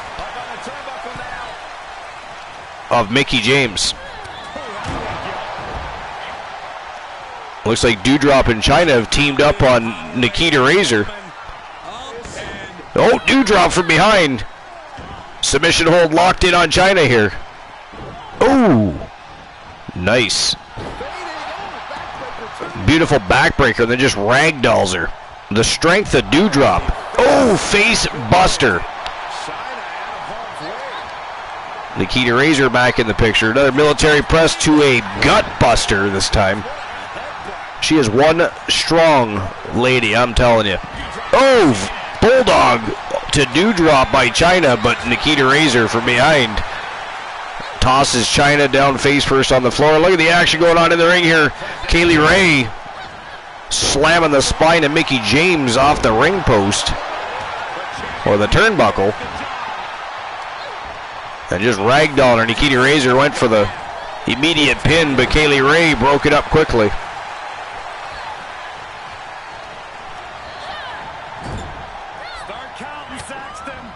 Wow, look at the standing vertical here by Nikita Razor. The strength as she holds Chyna up there, and down as she comes. And Chyna bounced off the floor. That was savage.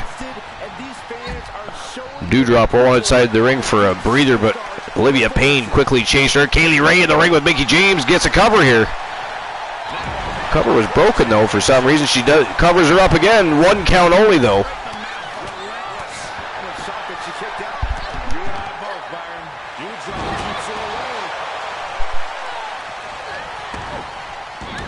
Chyna returning the favor from earlier, tosses Nikita Razor down onto the floor, hops back in the ring. Look at this. Mickie James was going for a suplex, but Kaylee Ray fought out.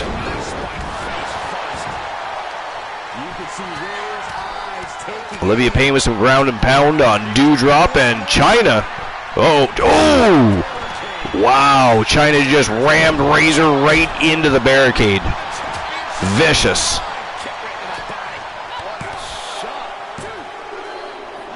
Whoa, Kaylee Ray just about stole the show and eliminated Mickie James, but Mickie James got that shoulder up. Kaylee Ray going upstairs though. Wow, lands a big flying elbow. Mickie James is in trouble here. Oh, Mickie James buries an elbow in the midsection. Nice wrist lock takedown with a leg drop to that arm. Kaylee Ray battling back though. Whoa, nice reversal by Mickie James. Turn it into a float over DDT. And here we go. Wow. Jumping DDT by Mickie James, covers her up for the count.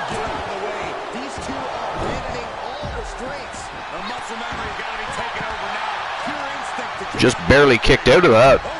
Kaylee Ray's looking a little fatigued. Oh, spinning heel kick right to the head. Look at the ground and pound by Nikita Razor going apeshit on Chyna. And Doudrop has Olivia Payne. They can barely stand there against the barricade. Kaylee Ray goes for the cover again. Mickie James grabs that bottom rope. Another near fall by Kaylee Ray. And let's not forget that Kaylee Ray and Doudrop, a.k.a. the Union, are the reigning defending Archerverse Women's World Tag Team Champions. So if they were to win here tonight, they would technically be double tag team champions. Oh!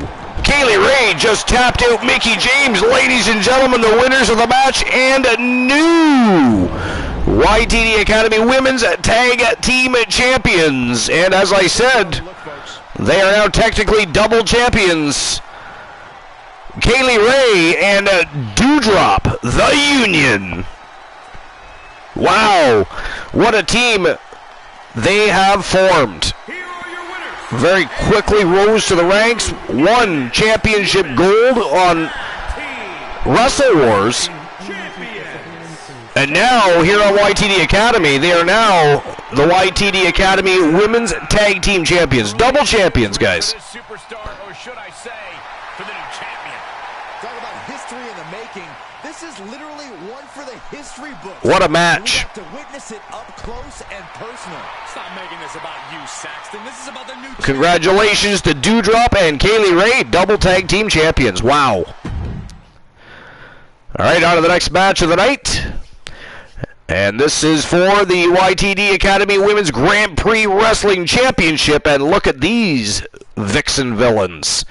Erica Ann Smith, of course, the reigning defending WCW Women's World Champion that she won at Fall Brawl. She's actually a member of the Wrestle Wars roster. And then, of course, the reigning defending undisputed, as she's already defended the title, Women's Grand Prix Wrestling Champion, Britt Baker, DMD, and the newest sensation to the women's division has been really tearing up the scene here at YTD Academy, even had some successful matches over on the main roster. Akira Blade looking to become the Grand Prix champion tonight, and man, oh man, this is definitely going to be the toughest fight of her life. She has never been in the ring against the likes of an Erica Ann Smith or a Britt Baker DMD. This is going to be one hell of a matchup. But who do you guys think is going to win? Who's walking out with the gold? Is Britt Baker going to retain?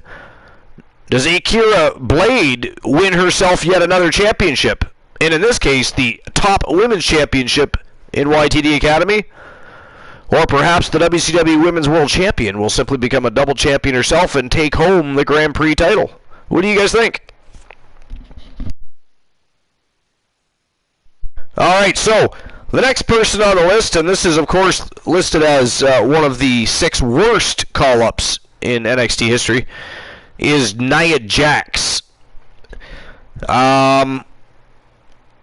So, few talent arrived with so much momentum and squandered it as quickly as Nia Jax. Making her debut on NXT only a short while after being signed, Jax dominated the women's division. She would feud with the likes of Bayley and Asuka, challenging both for the women's title during their respective reigns. Her tenure in NXT would end as quickly as it began, with Jax being bumped up to Raw in 2016. Despite a few solid matchups and a Raw women's title reign, this is where problems would begin to rear their ugly head for Jax. From injuring Bayley's shoulder to busting Becky Lynch's nose open to injuring Kairi Sane's head, Jax developed a reputation for being an unsafe worker. With almost no sign of improvement in terms of protecting her opponents, the audience's goodwill for Jax ran out very quickly. And following a women's tag team title run, a few assorted storylines, she would get released from the company in November of 2021. I'll be honest, and I know it's The Rock's cousin and all that jazz, but I've never really been a big fan of Nia Jax. I mean, is anybody else? Are you guys a fan of Nia Jax? I mean, I prefer Tamina Snuka, actually. I wish they would put her back in the mix. Nia Jax, not a fan. Tamina Snuka, also a cousin of the, one of wrestling's royal families.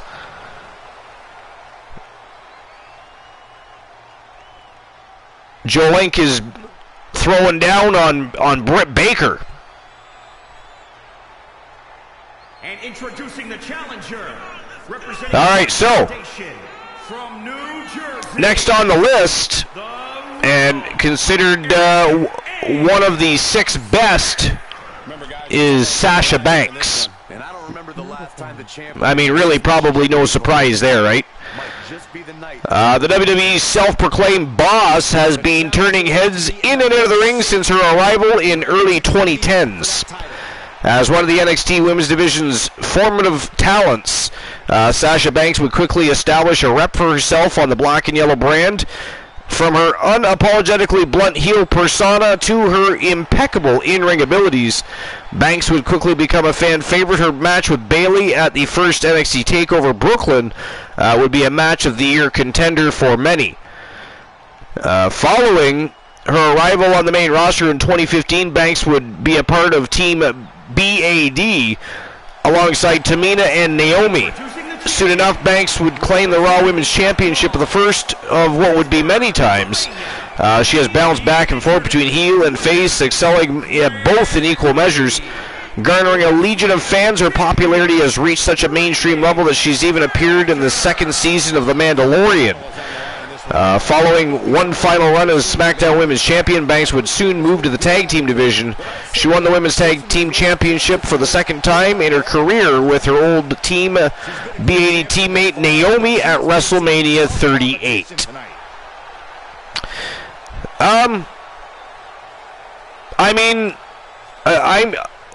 I understand that she's a pretty good wrestler, right? And I understand she's Snoop Dogg's cousin.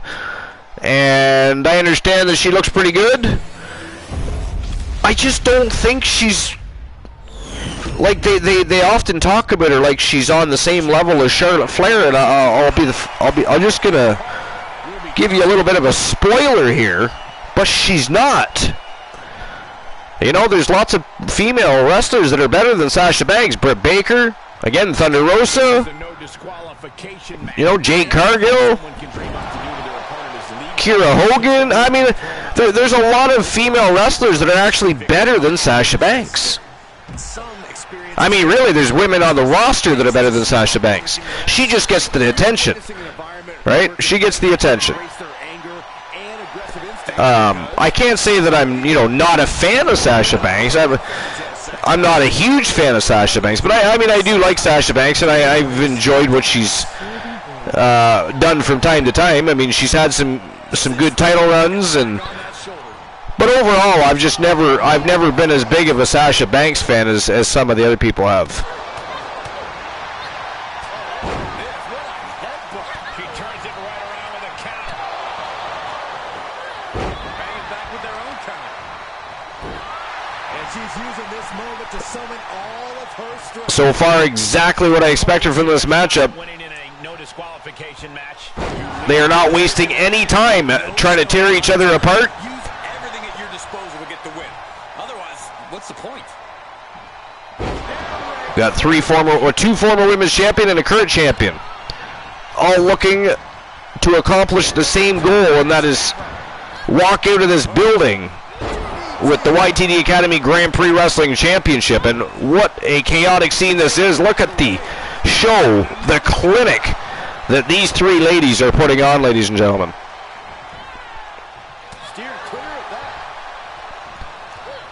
Oh, nice crucifix slam by Erica Ann Smith. Ooh, bitch slapped her. Vicious. Erica Ann Smith is on fire right now. Ooh, Britt Baker catches the leg. Didn't follow through though. Oh, nice reversal. And a retaliation though by Erica Ann Smith. Man, she is fast. Akira Blade. Whoa, basement dropkick right in the face. I mean, that'll successfully move your septum around on your face, won't it? Akira Blade with a hammerlock armbar combination and drives those knees right into the kidney of Erica Ann Smith. Nice evasion by Britt Baker. Goes on the attack. Some elbows to the kidneys of Akira Blade. Here comes Erica Ann Smith. The barrage of strikes and an enziguri to Britt Baker. But look at this Akira Blade from behind. And Erica Ann Smith now back on the mat and back to her feet already though.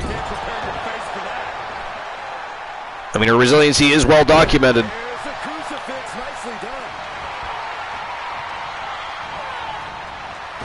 Over the top rope goes Akira Blade, and Erica Ann Smith goes right to work on Britt Baker, but Britt Baker fighting back some big elbows to the midsection.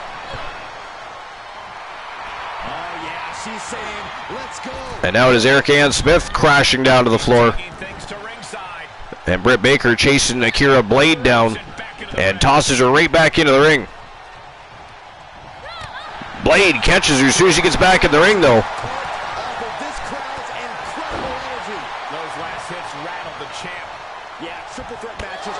Wow, nice jump spinning knee to the face by Akira Blade, and look at this. Whoa, vicious. Erica Ann Smith in trouble here. Gets that shoulder up just barely at about 2.5. Big roundhouse kick to the face by Akira Blade. Erica Ann Smith fighting back here. Britt Baker grabs a hold Blade, tosses her over the top rope, and goes right after Smith, who gets caught showboating. Oh!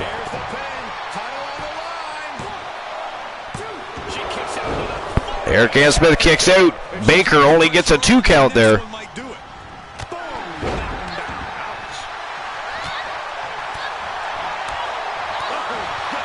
Wow. Akira Blade unleashing with a barrage of strikes. Nice hip toss though by Britt Baker.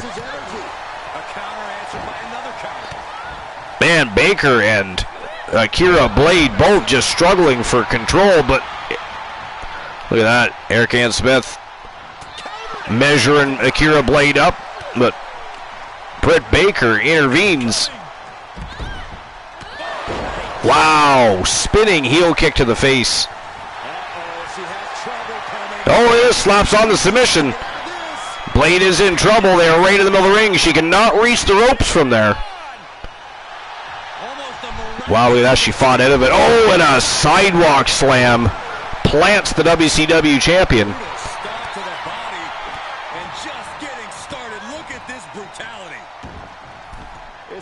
And now Blade just continues to punish Erica Ann Smith. Baker back in the ring. Oh my God, this is hard to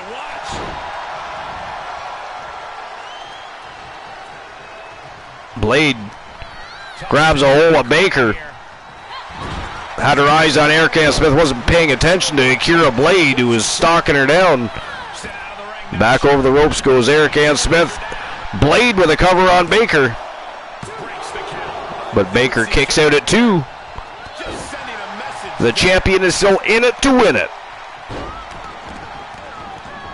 She's getting fired up, ready to show her opponent what she's got. Oh, and she turns it around. Nice elbow right to the face. Oh! Erica Ann Smith retaliates with one of her own. A beautiful arm drag takedown. Blade shoves her off though. Whoa, nice snap suplex, and she is going for another. And a third coming up. A Tres Amigos.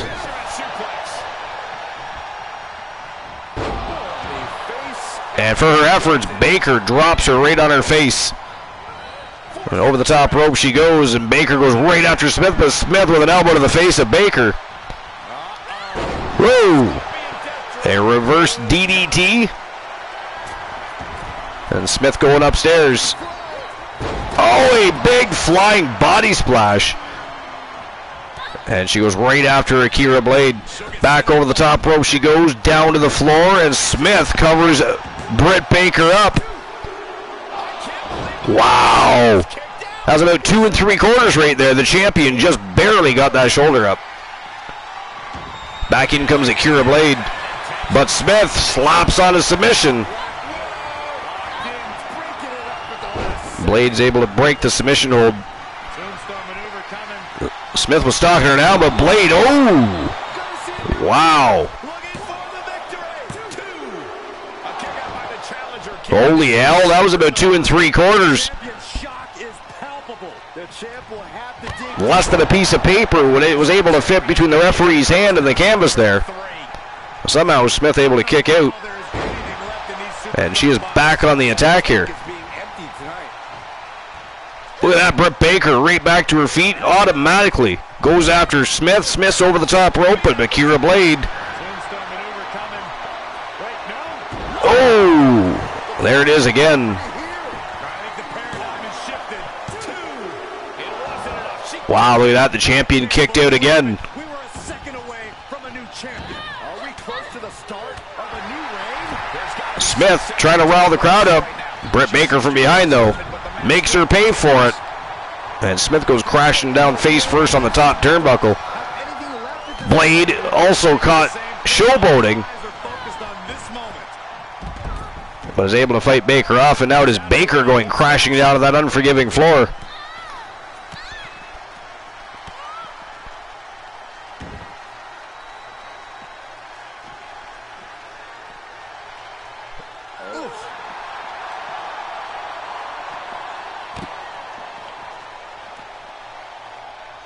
Blade again driving those knees into the kidney of Britt Baker. Nice retaliation by the champion. And tosses Smith into the ring, but from behind, Blade just ragdolls and tosses the champion face first onto the floor. Back comes Smith into the action. And from behind, Baker didn't see her coming. Blade tosses Smith back into the ring. Uh-oh. Oh, and there it is. And that is it. That is all. Look at that. Wow.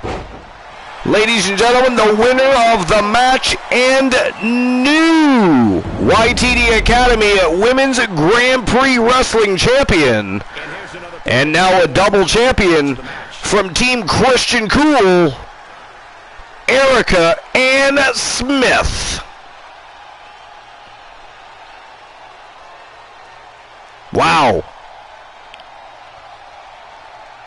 Here is your winner. So many surprises so far. Did any of you guys, were any of you guys betting for Erica Ann Smith?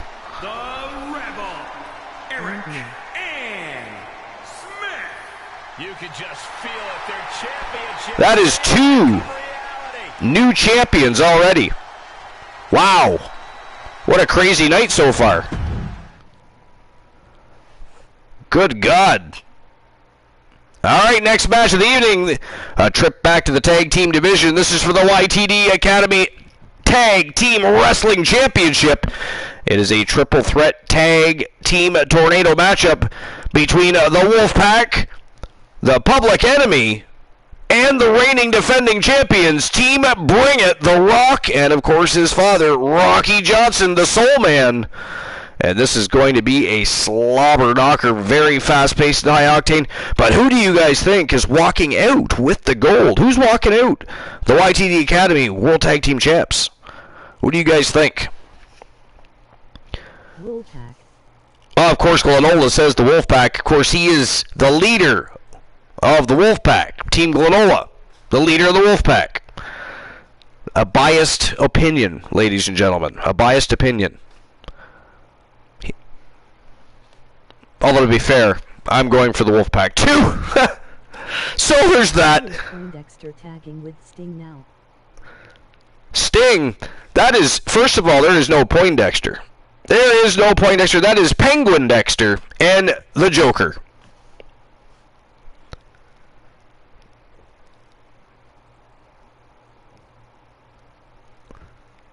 All right, but who do you guys got winning this matchup? This is a barn burner.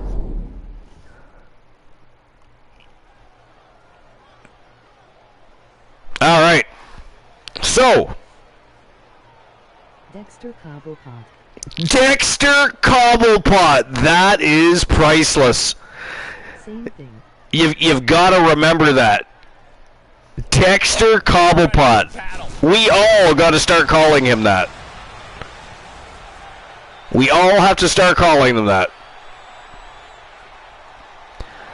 And here they come. They're the reigning, defending, undisputed WCW World Tag Team Champions. Looking to become double tag team champions here tonight if they can manage to complete their campaign and become the new YTD Academy Tag Team Champions. Representing the Wolfpack, Penguin Dexter from Team Froggy Moth Legs, and of course his partner in crime, the Joker. Just be the night the title changes hands.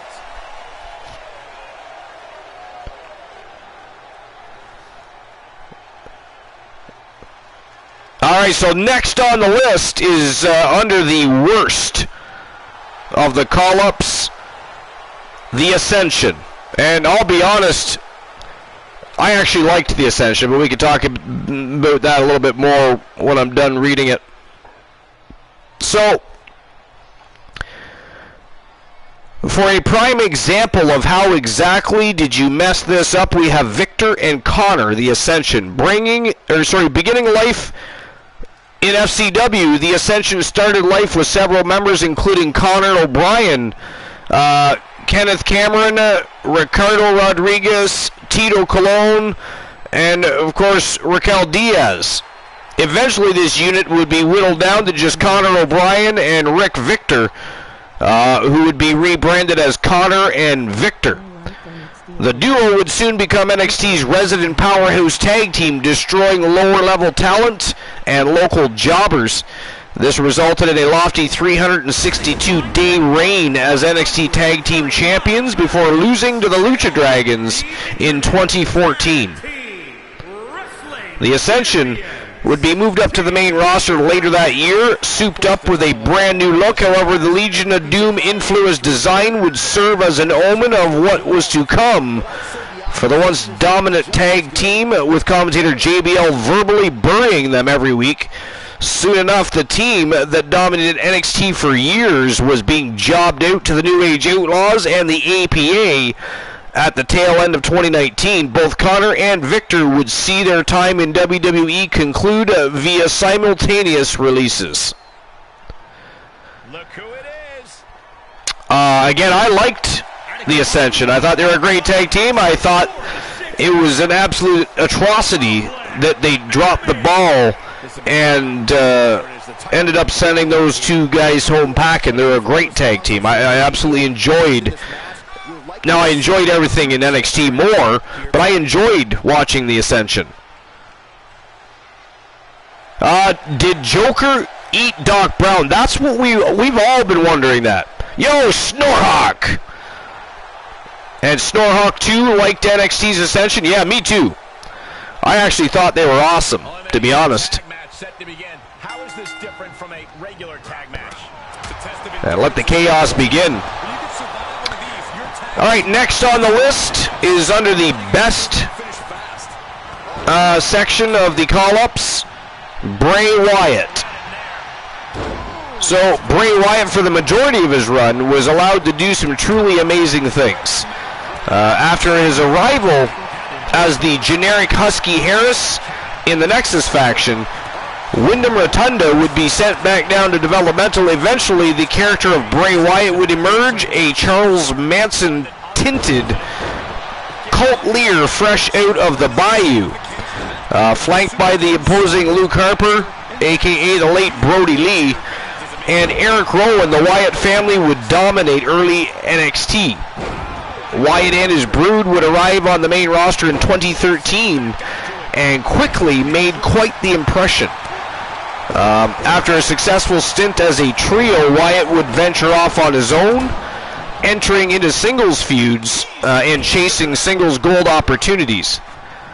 After a descent down the card, Wyatt rebranded himself via the Firefly Funhouse, a Mr. Rogers-esque horror gimmick, bringing with him a legion of puppets. Now the cartoonish Wyatt would bring out a second phase to this rebranding in the form of The Fiend. The gimmick would arrive to massive acclaim, with a majority of its creative fueled by Wyatt himself. Despite many moments of brilliance, including the utterly gonzo Firefly Funhouse match, Wyatt would eventually re-succumb to subpar booking. To the disappointment of many, following a baffling final match at WrestleMania 37, Wyatt would see his release in 2021. While WWE's creative might have dropped the ball, it's worth noting that Wyatt never once did. Yeah, that's true. You know, Bray Wyatt's always been spot on.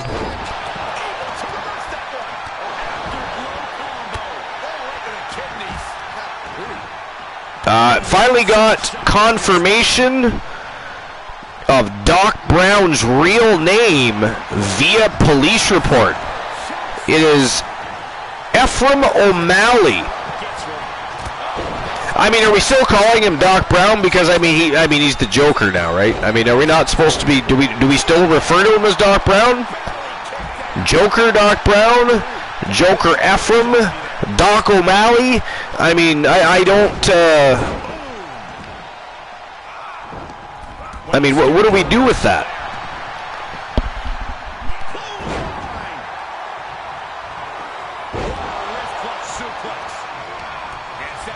What do we do with that? But Ephraim O'Malley, very interesting. I believe I was discussing this already. I believe on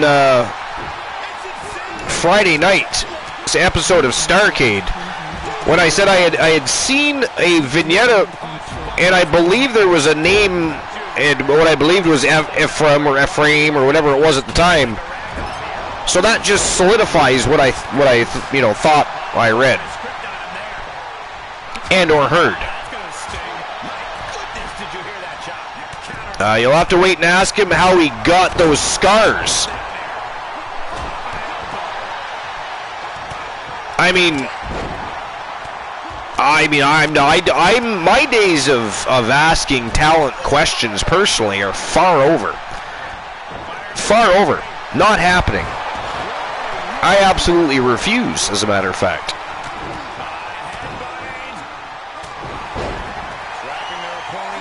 However, I will send Glenola.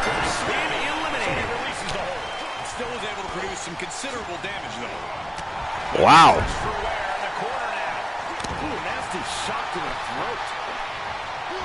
So the Joker has been eliminated. That leaves Penguin Dexter all by himself in there against Team Bring It and the Public Enemy. Wow, and look at this. Demon Razor and The Rock teaming up on Penguin Dexter. That is ghastly. Go, Penguin Dexter! See, now I want Penguin Dexter to win. There, look at them. They're bullying Penguin Dexter, or trying. Penguin Dexter is firing back on all cylinders. Ooh, they are teaming up now, though. They are teaming up now, though. Reversal after reversal. These two are ready for each other. Oh, he retaliates. I know, right? He's in there all by himself, but I mean, he is doing good. Well, he was doing good. The problem is Demon Razor and The Rock keep teaming up against him. You know? Oh, Demon Razor is just unloading. And now The Rock with a big flying clothesline right to the back of Penguin Dexter's neck. And look at this. Nice suplex by The Rock. Demon Razor is down, and look at this. We are going to see the single most electrifying move in all of sports entertainment, next to the one people's elbow, of course. So technically it is second. It is not the most electrifying, it is the second most electrifying move. Whoa, vicious lariat, Jesus. Just about beheaded Razor, and somehow he's still able to retaliate. And here we go again, Demon Razor and The Rock looking to end the evening for Penguin Dexter. Right to the arm, hyperextend your elbow. There's some power behind that punch. Nightbreeze says, Snorhawk, I am finer than frog's hair.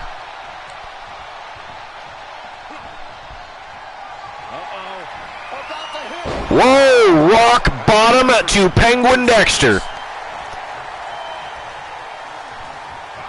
Didn't get the pinfall there for some reason. There we go.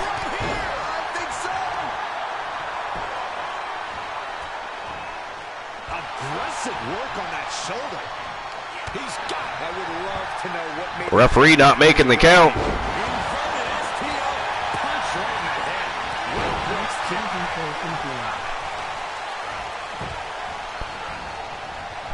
Let's call him Profenguin. You want to call him Profenguin? Oh, Rocky Johnson just tapped out. One half of the tag team champions are eliminated. Trying to get Penguin Dexter to tap, but no go. Look at this. All three of them are going for Penguin. This is just not right. Ladies and gentlemen, this is just not right.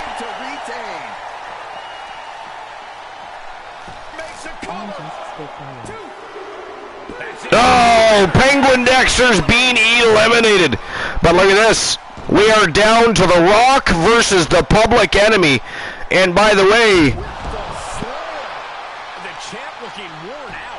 the Public Enemy looking real good tonight.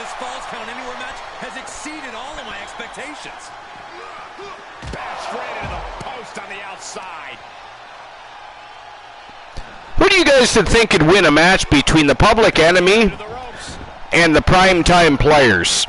Like in a full-on world title match type scenario here.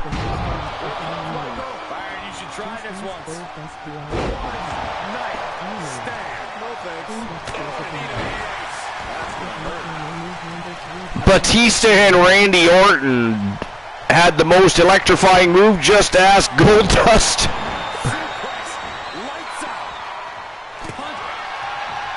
I mean, Poindexter's a badass, but you can't handle 3v1 for too long. No, sir.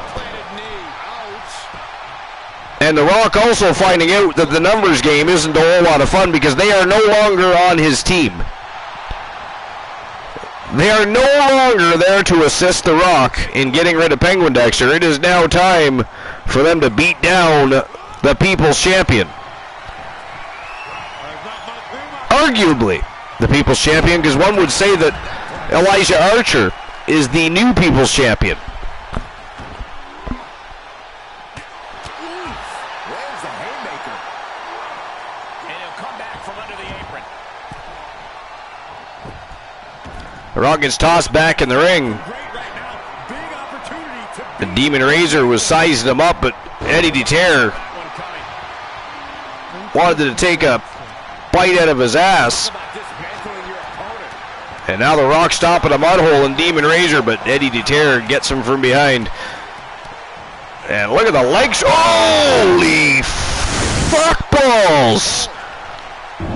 Woo! Ladies and gentlemen, the winners of the match by knockout.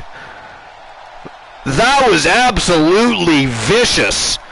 And new YTD Academy Tag Team Champions from Team Boss Apollo Here are your winners. and Team Leo the King. A victory worthy of a new champion. They are Demon Razor and Eddie DeTerre, Well in hand. the public enemy. It just goes to show you anything. Wow, can happen in WWE. that was absolutely savage. Good God, right? Roundhouse on motherfucker. That was vicious. I mean, what a way to end the match. Didn't pin him, didn't submit him, just kicked his head right off his shoulders. You know? Wanted to send The Rock back to the XFL.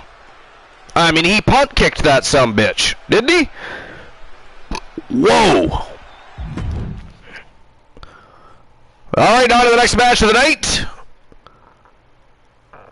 And this is for the YTD Academy Legends Championship. And this is a 6-man, 1-fall matchup. And we have, of course, the former submission champion, Mr. Perfect Kurt Hennig, taking on Ricky the Dragon Steamboat, Randy Macho Man Savage, Diamond Dallas Page, Big Papa Pump Scott Steiner, and of course the reigning, defending, undisputed YTD Academy Legends Champion, Sergeant Slaughter, looking to retain it for a second time here tonight. But man, oh man, he has 5 absolute villains that are going to be looking to tear his head off and take that title home. And remember, it is a 1-fall matchup. It is not elimination. This is going to be one hell of a match. But who do you guys think is taking home the Legends Championship? Is Sergeant Slaughter going to retain? Or do we see ourselves a new champion tonight? What do you guys think?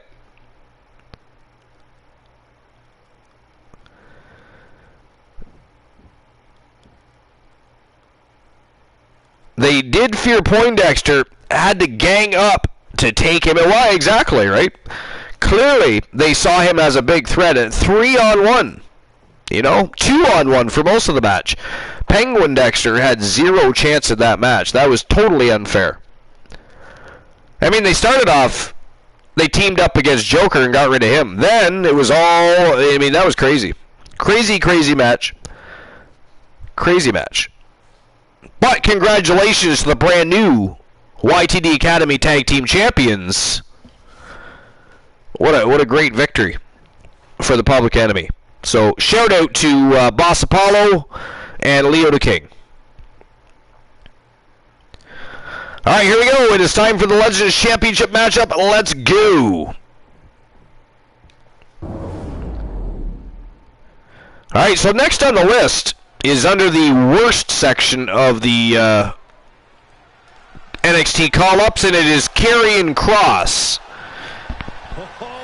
So the former Killer Kross was everything WWE would want in a main event level talent, freakish strength, and agility mixed with stellar presentation.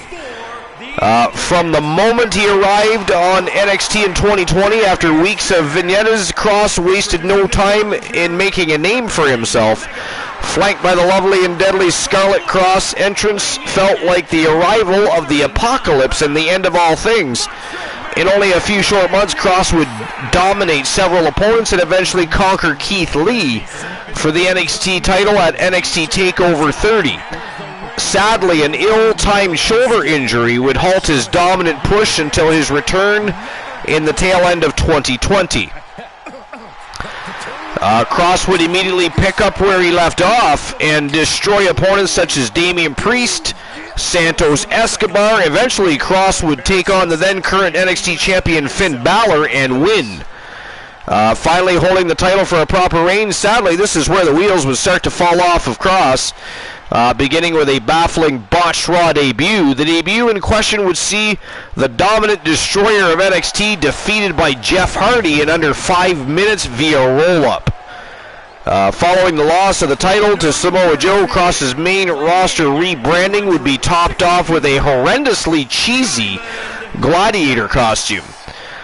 He would see his release in late 2021, capping off a disappointing end to what could have been a stellar main roster run. And I totally agree with that. They totally dropped the ball with that. Look, in a six-man, you usually have 15.38% chance to win, but because Big Papa Pump is a superhuman mathlete, he has a 28.5% chance to win. Well, all right then. And Glenola says DDP, by the way.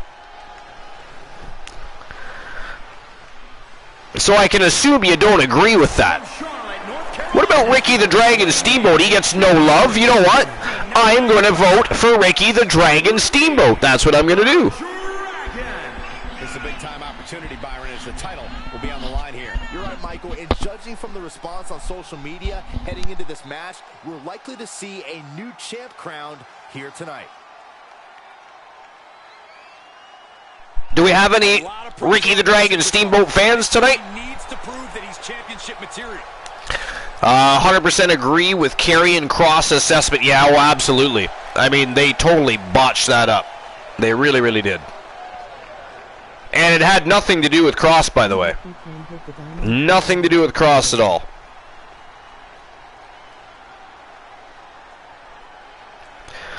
Glenola says DDP can hit the Diamond Cutter out of nowhere. Actually, he couldn't really.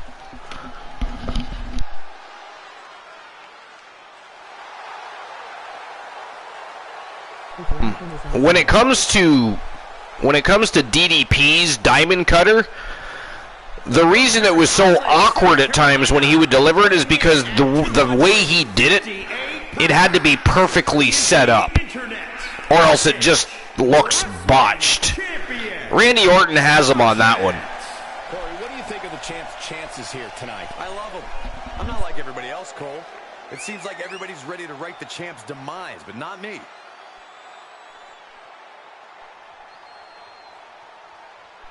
That said, I do like the Diamond Cutter just as much. And actually, Diamond Dallas Page himself approves of the now defunct RKO. It is, of course, the AKO. Yeah, you're damn right the Dragon is awesome.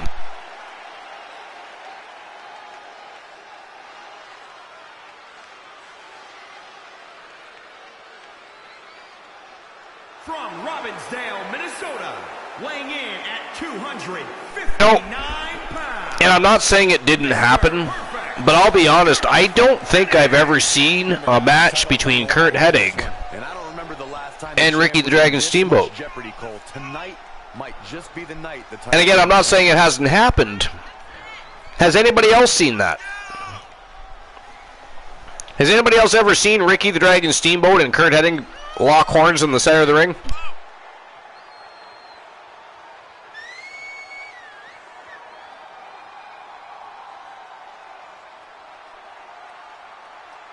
He is physically prepared. He is mentally prepared. This man is ready for this title opportunity.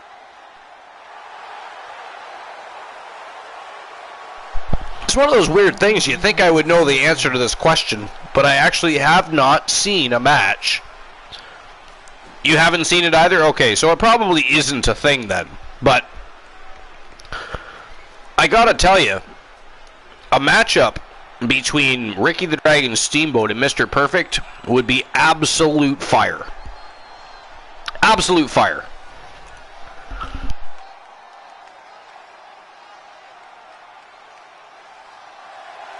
Alright, so next on the list, and this is under the best category of call-ups from NXT, is Becky Lynch.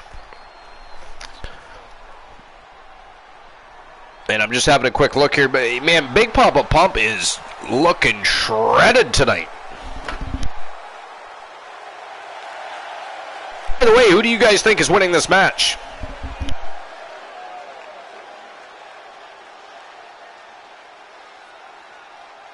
And I'm going for Ricky the Dragon Steamboat on this one.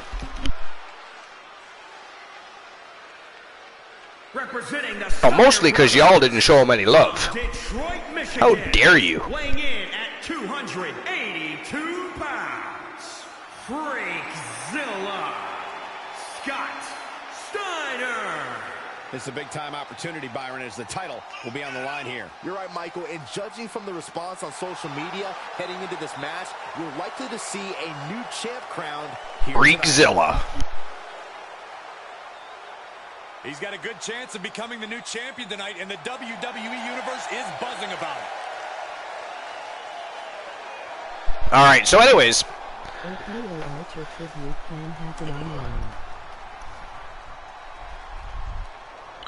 AKO equals no. Glenola, that is not what that is. What that is right there, though, is gaslight.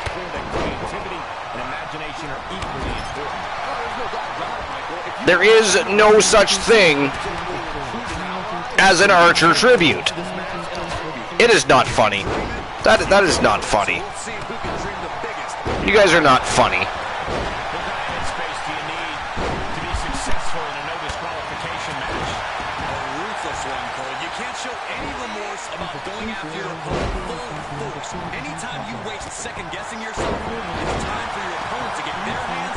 Slaughter retains, that's my prediction. Well, I mean, he's already retained it, right? So, and in very tremendous fashion, might I add. So it is definitely possible. But I don't know. Macho Man, Ricky the Dragon, Big Papa Pump, you know, Diamond Dallas Page, Mr. Perfect. I mean, that's some company to be keeping, isn't it? That is some company to be keeping.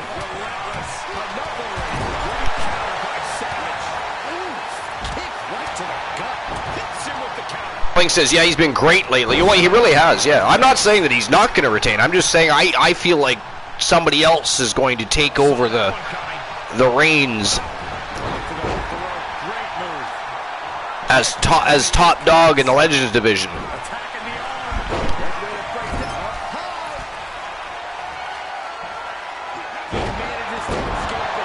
To mention, I think it would be cool if Ricky the Dragon Steamboat won. So there's that.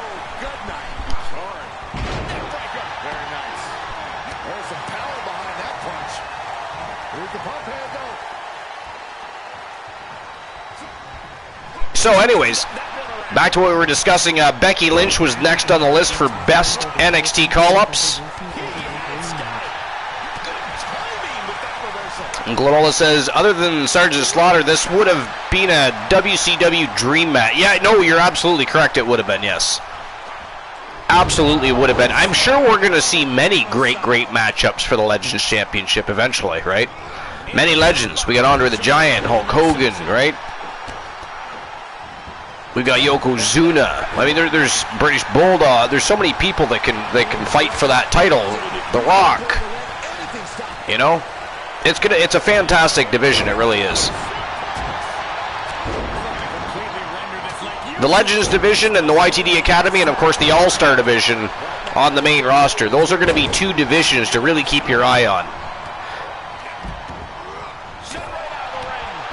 All right, so over the last few years, the world of women's wrestling has been dominated by a few names, but few are more beloved than Becky Lynch. Formerly known as Shimmer's Rebecca Knox, Lynch would be snatched by WWE Development in 2013, arriving on the TV following that year. Originally presented as a jig dancing babyface, Lynch rise to prominence following a heel turn in late 2014. Soon enough, she would feud for the NXT Women's title in a highly touted matchup and matchups with the likes of Sasha Banks. In 2015, arrived on the main roster alongside Charlotte Flair and Sasha Banks as a fixture of the women's division.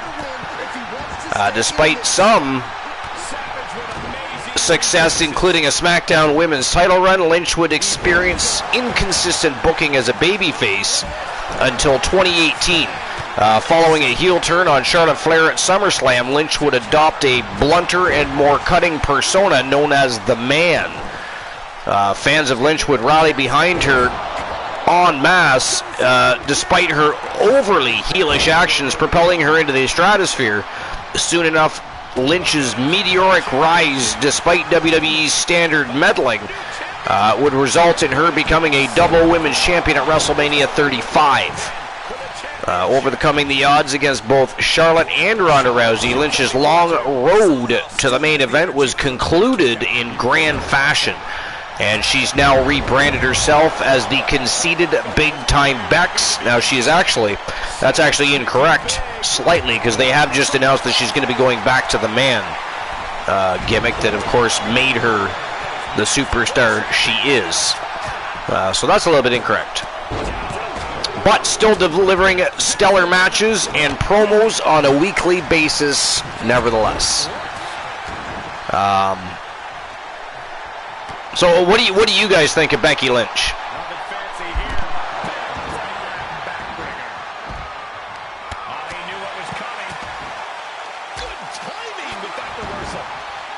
I'm going to assume everybody here is a Becky Lynch fan. I mean, that could be just as, presumptuous, but although I could say I did not enjoy the Big Time Bex gimmick. I mean, I'm glad it was short-lived. I did not enjoy that, but I enjoyed everything else. Absolutely everything else. I think everything she touches is gold. Thanks for coming. The title might change hands. He stays alive. He stays alive. This puts the pressure back on the champion. Can the champion respond with their back against the wall? Though you gotta believe he'll be looking for the kill shot one more time. You think Becky Lynch is just okay? What about you, Joe Link? Froggy, TBS, Roxy, anybody else? What do you guys think about Becky Lynch? Again, feel free to state your opinion. It's perfectly welcome and accepted. If you're not a fan of Big Time Bex, the Man, the Irish Lass Kicker, or anything else you want to call her, that's okay. That's okay. I mean, again, when she was doing the Big Time Bex gimmick, I wasn't a fan of that at all. I actually didn't even watch her. And I love Becky Lynch, so.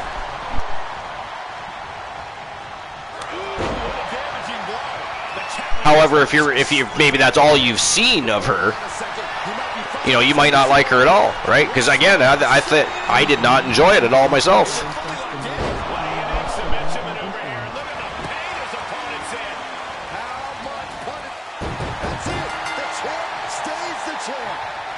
Wow, ladies and gentlemen, the winner of the match by submission, and still the YTD Academy Legends Champion, Sergeant Slaughter.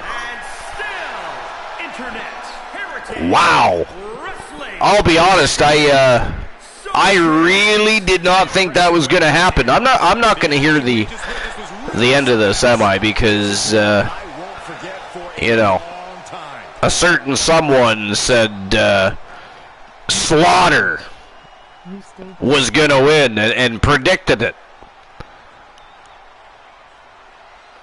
You still got it.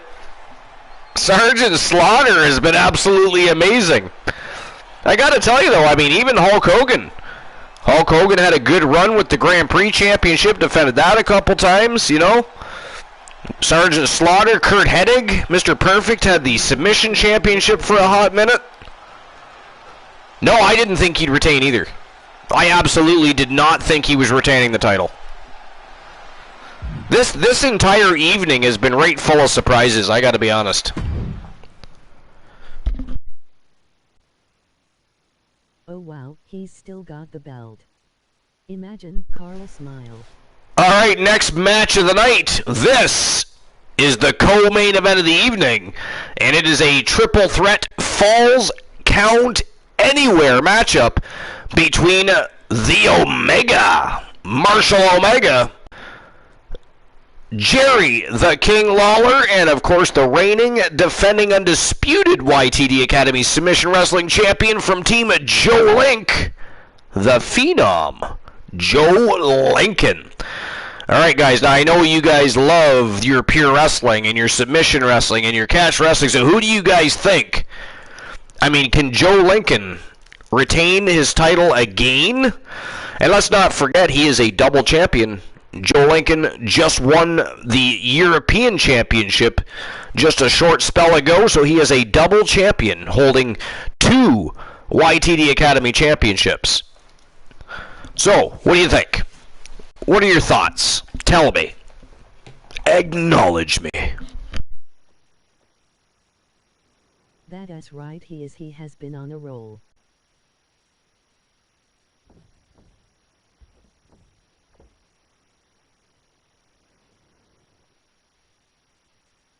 Joe Link says, that's right, he is. King was never really He has been on a roll.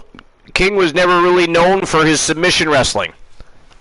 Actually, Jerry the King Lawler was in many submission matches in AWA. But, I'm going to go with Marshall Omega. You're going with Omega?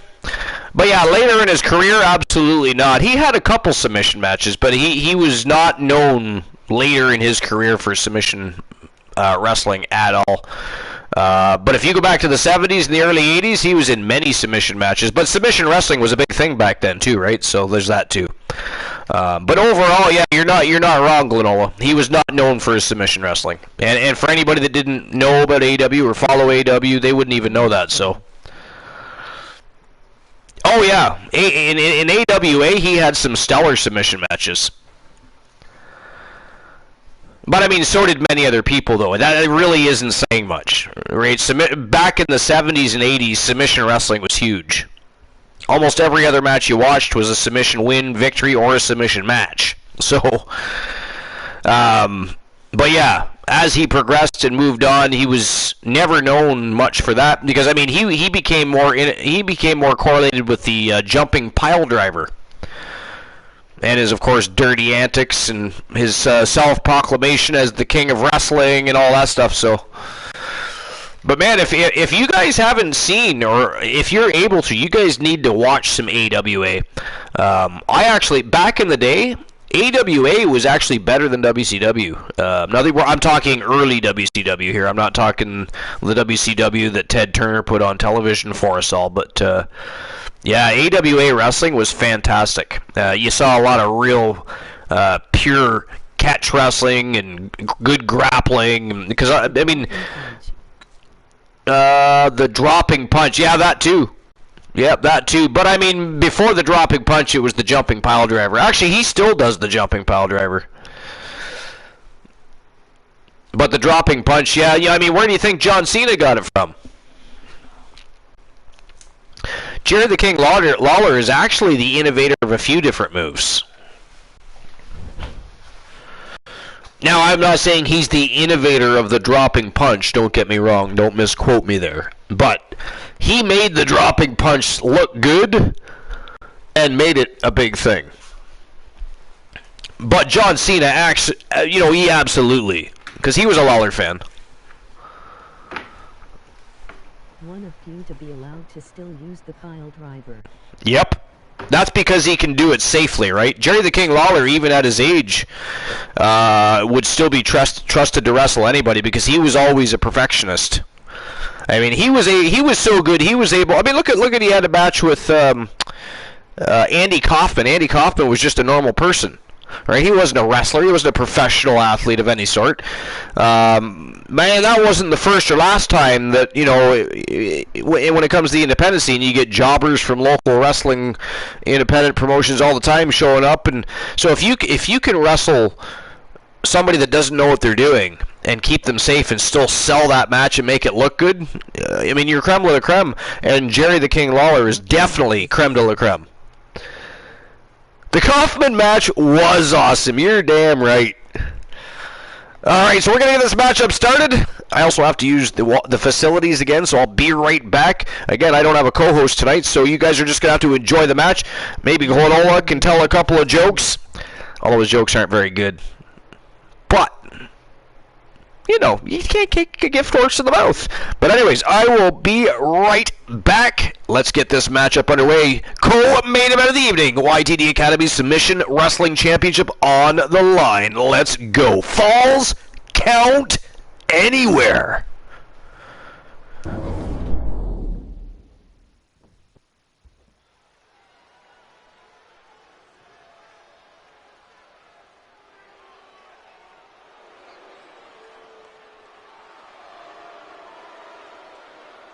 All hail the king! The following contest is a triple threat Falls Count Anywhere match and is for the Internet Pure Wrestling Championship. Introducing the challenger from Memphis, Tennessee, weighing in at 235 pounds, Jerry the King Lawler. I don't know whether to stand, whether to kneel. How to properly pay my respects to the king.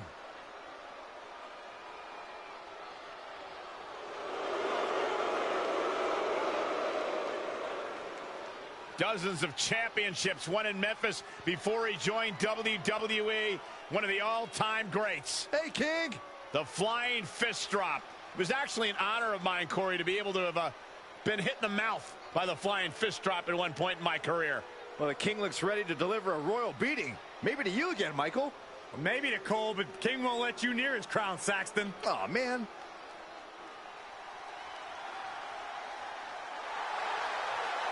And introducing the challenger from Los Angeles, California, weighing in at 261 pounds, the Omega, Marshall Omega.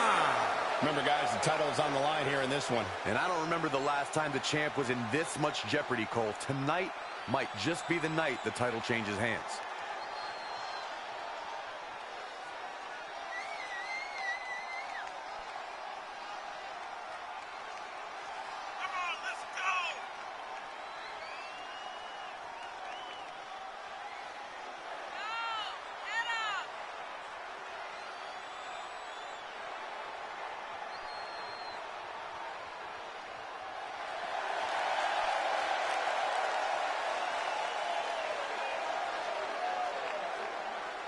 He's told anyone who will listen that he always has been the uncrowned champion of this division. Now he can make it a reality.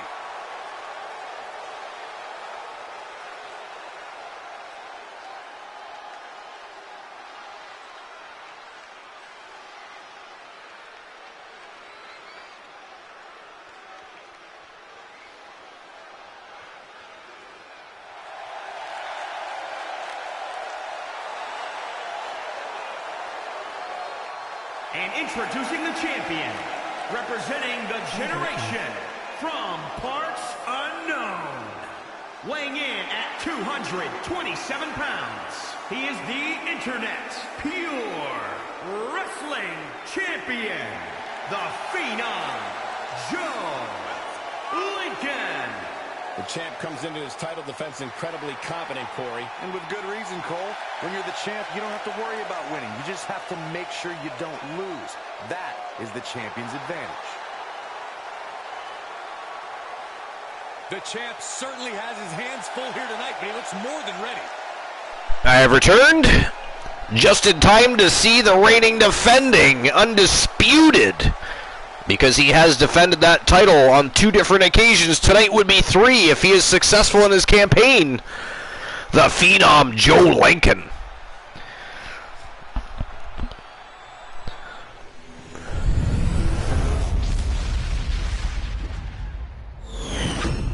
There will be no Glenola.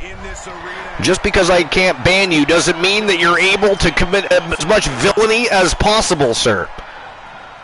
How dare you?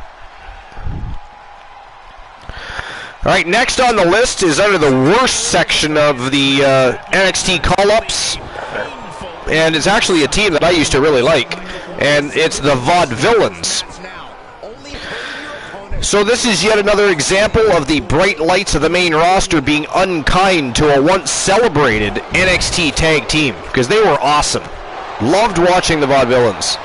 Early NXT was certainly a hotbed for quaint yet effective gimmicks, with none more simplistic than that of the Vaudevillains.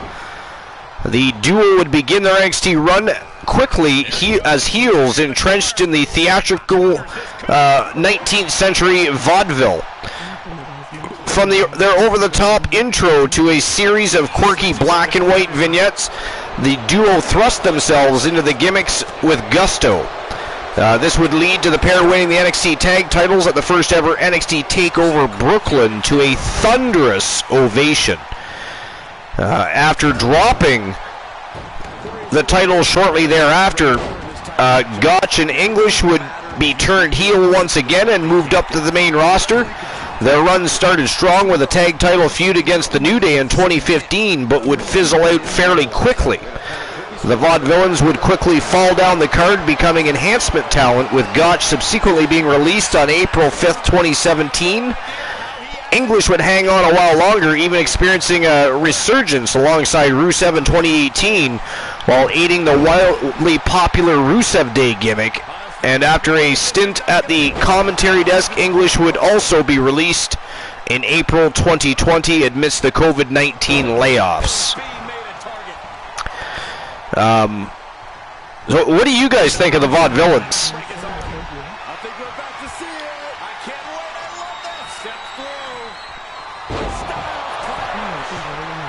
Just wondering if I can say RKO here. How dare you, sir? No, you cannot say RKO here. I mean, technically speaking, you can. But how dare you? It is AKO. And now he's giving you all another chance to simply take it all in.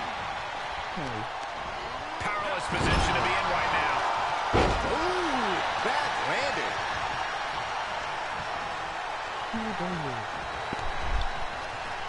AKO, sir. Not RKO. The RKO is defunct, abolished. He lost to Archer. Fair and square. Wow, flying forearm by Marshall Omega. Took the champ right off his feet. Man, big chop block. That wasn't even to the back of the legs, guys. That was right to the front of the knees. Joe Lincoln's legs are going to be sore tomorrow. But he doesn't mind taking one of them and burning a knee into Marshall Omega's midsection, though. Look at this. Big suplex and a huge lariat. Here comes Jerry the King Lawler, but Joe Lincoln having none of that. Look at this, setting him up. But Jerry the King Lawler buries those knuckles and clotheslines the champion right over the top rope. Look at this, going right after Omega, but Omega strikes back quick. Omega setting him up. Oh, and again, Jerry the King Lawler escapes and goes right back on the attack. And it is Lawler with a suplex. Joe Lincoln trying to fire himself up, goes right on the attack. Jerry the King Lawler buries a big right hand right in the liver. And he's got a claw applied here. Right to the shoulder of Jerry the King Lawler. The sound of this crowd is deafening. Joe Lincoln up onto the second. Ooh, diving headbutt right to the face.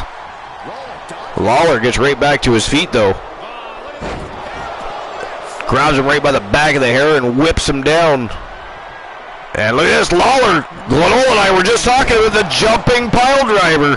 The champ's eyes look glazed over. And here we go with a camel clutch. The champ in trouble here. We are just seeing sheer perseverance. Nothing is Lincoln's fighting it off, though. Lawler gets frustrated and releases the hold early. Oh man, you can see he is feeling it now. And a spinning arm breaker drives the face of Lincoln right into the mat. And look at this. From behind is Marshall Omega and a beautiful reverse DDT. A little bit of ground and pound here by Omega. Look at him totally vibing with the WWE Universe right now.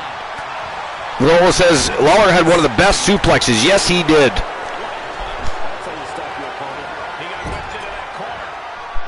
All right, so next on the list is under the best category for NXT call-ups, and it is Matt Riddle. Now, we all know my opinion on Matt Riddle, but it is part of the list. So after his arrival on the independent wrestling scene following his termination from the UFC, Matt Riddle soon became a name on everyone's lips. Riddle would have top-tier matches with the likes of Keith Lee, Will Ospreay, Walter, and even MMA legend Dan the Beast Severn. After much speculation, in July 2018, it was announced that the King of the Bros would finally be arriving in WWE, and later that summer he would appear in the crowd at NXT TakeOver Brooklyn 4. Confronting his status as an NXT talent, it wouldn't take long for Riddle to make his mark on the black and yellow brand, earning a new legion of supporters. After a few singles feuds, Riddle would join forces with former NXT UK champion Pete Dunne, forming the Broserweights in the process. The duo would eventually win the Dusty Rhodes Tag Team Classic and the NXT Tag Team titles as well. Eventually, COVID-19 would result in the duo's end, with Pete stuck in the United Kingdom and Riddle being bumped up to SmackDown. The King of the Bros would find himself on Raw, where he would win the United States title and form the unorthodox yet successful team tandem RK Bro with Randy Orton. And the future seems to be right for the original Bro, but at this point, does it really? Does it really? What do you guys think? You know, after everything that's transpired and things that have been happening, what do you guys think? What is your opinion on Matt Riddle? Your opinion. Please do share. The WWE Universe is on his side. He fends off the attack, and King moves. What a shoulder throw by Jerry Lawler. Did you see that? And look at this. He's setting the champion up. Another jumping pile driver. There it is. But Omega's back to his feet, though. And Jerry Lawler does not get to capitalize on that pile driver. Omega's calling for it. He's looking for that flying forearm. Here it is. Oh, he misses.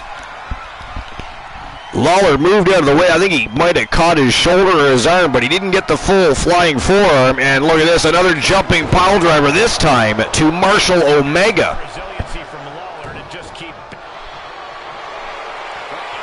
Was going for that camel clutch again, but out the back door is Omega, and met by a huge and heavy right hand by the champion. Yo! Just about beheads Omega. Goes right after Lawler. Wow, sit down powerbomb. Beautiful elbow. Nice retaliation too by Jerry the King Lawler. Just when you think Lawler is down and out, he shocks you, doesn't he?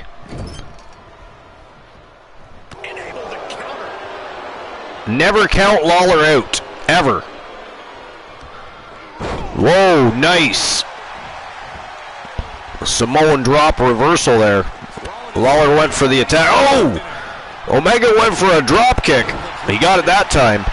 The first time, Joe Lincoln didn't even budge. He was like a brick wall, but he got him that time.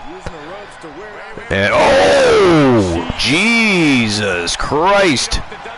A big knee right to the face. And for whatever reason, Omega decided to deliver that flying forearm, even though Jerry the King Lawler grabbed a hold of Lincoln and moved him out of the way. Nice! Man, oh man, the evasion there by the King.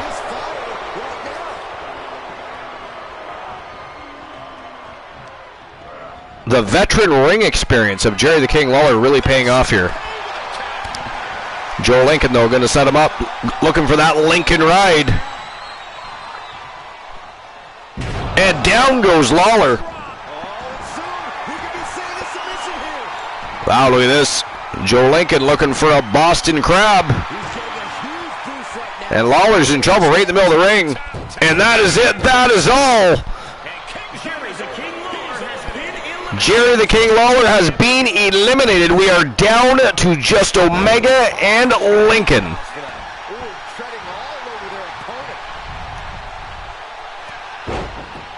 Nice block by Joe Lincoln. The champion blocks that drop kick by Omega.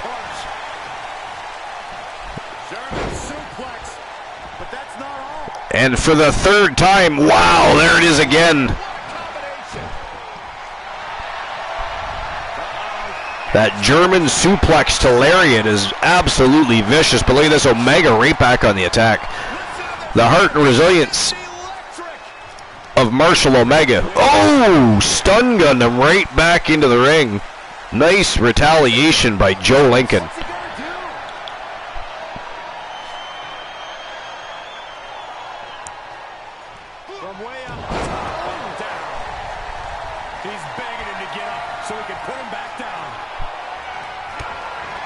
All right, so next on our list, and this is under the worst section of NXT call-ups.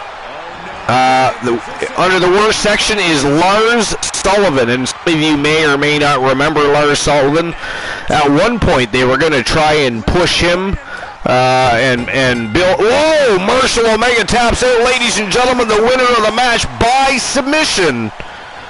And still, the YTD Academy Submission Wrestling Champion from Team Joe Lincoln.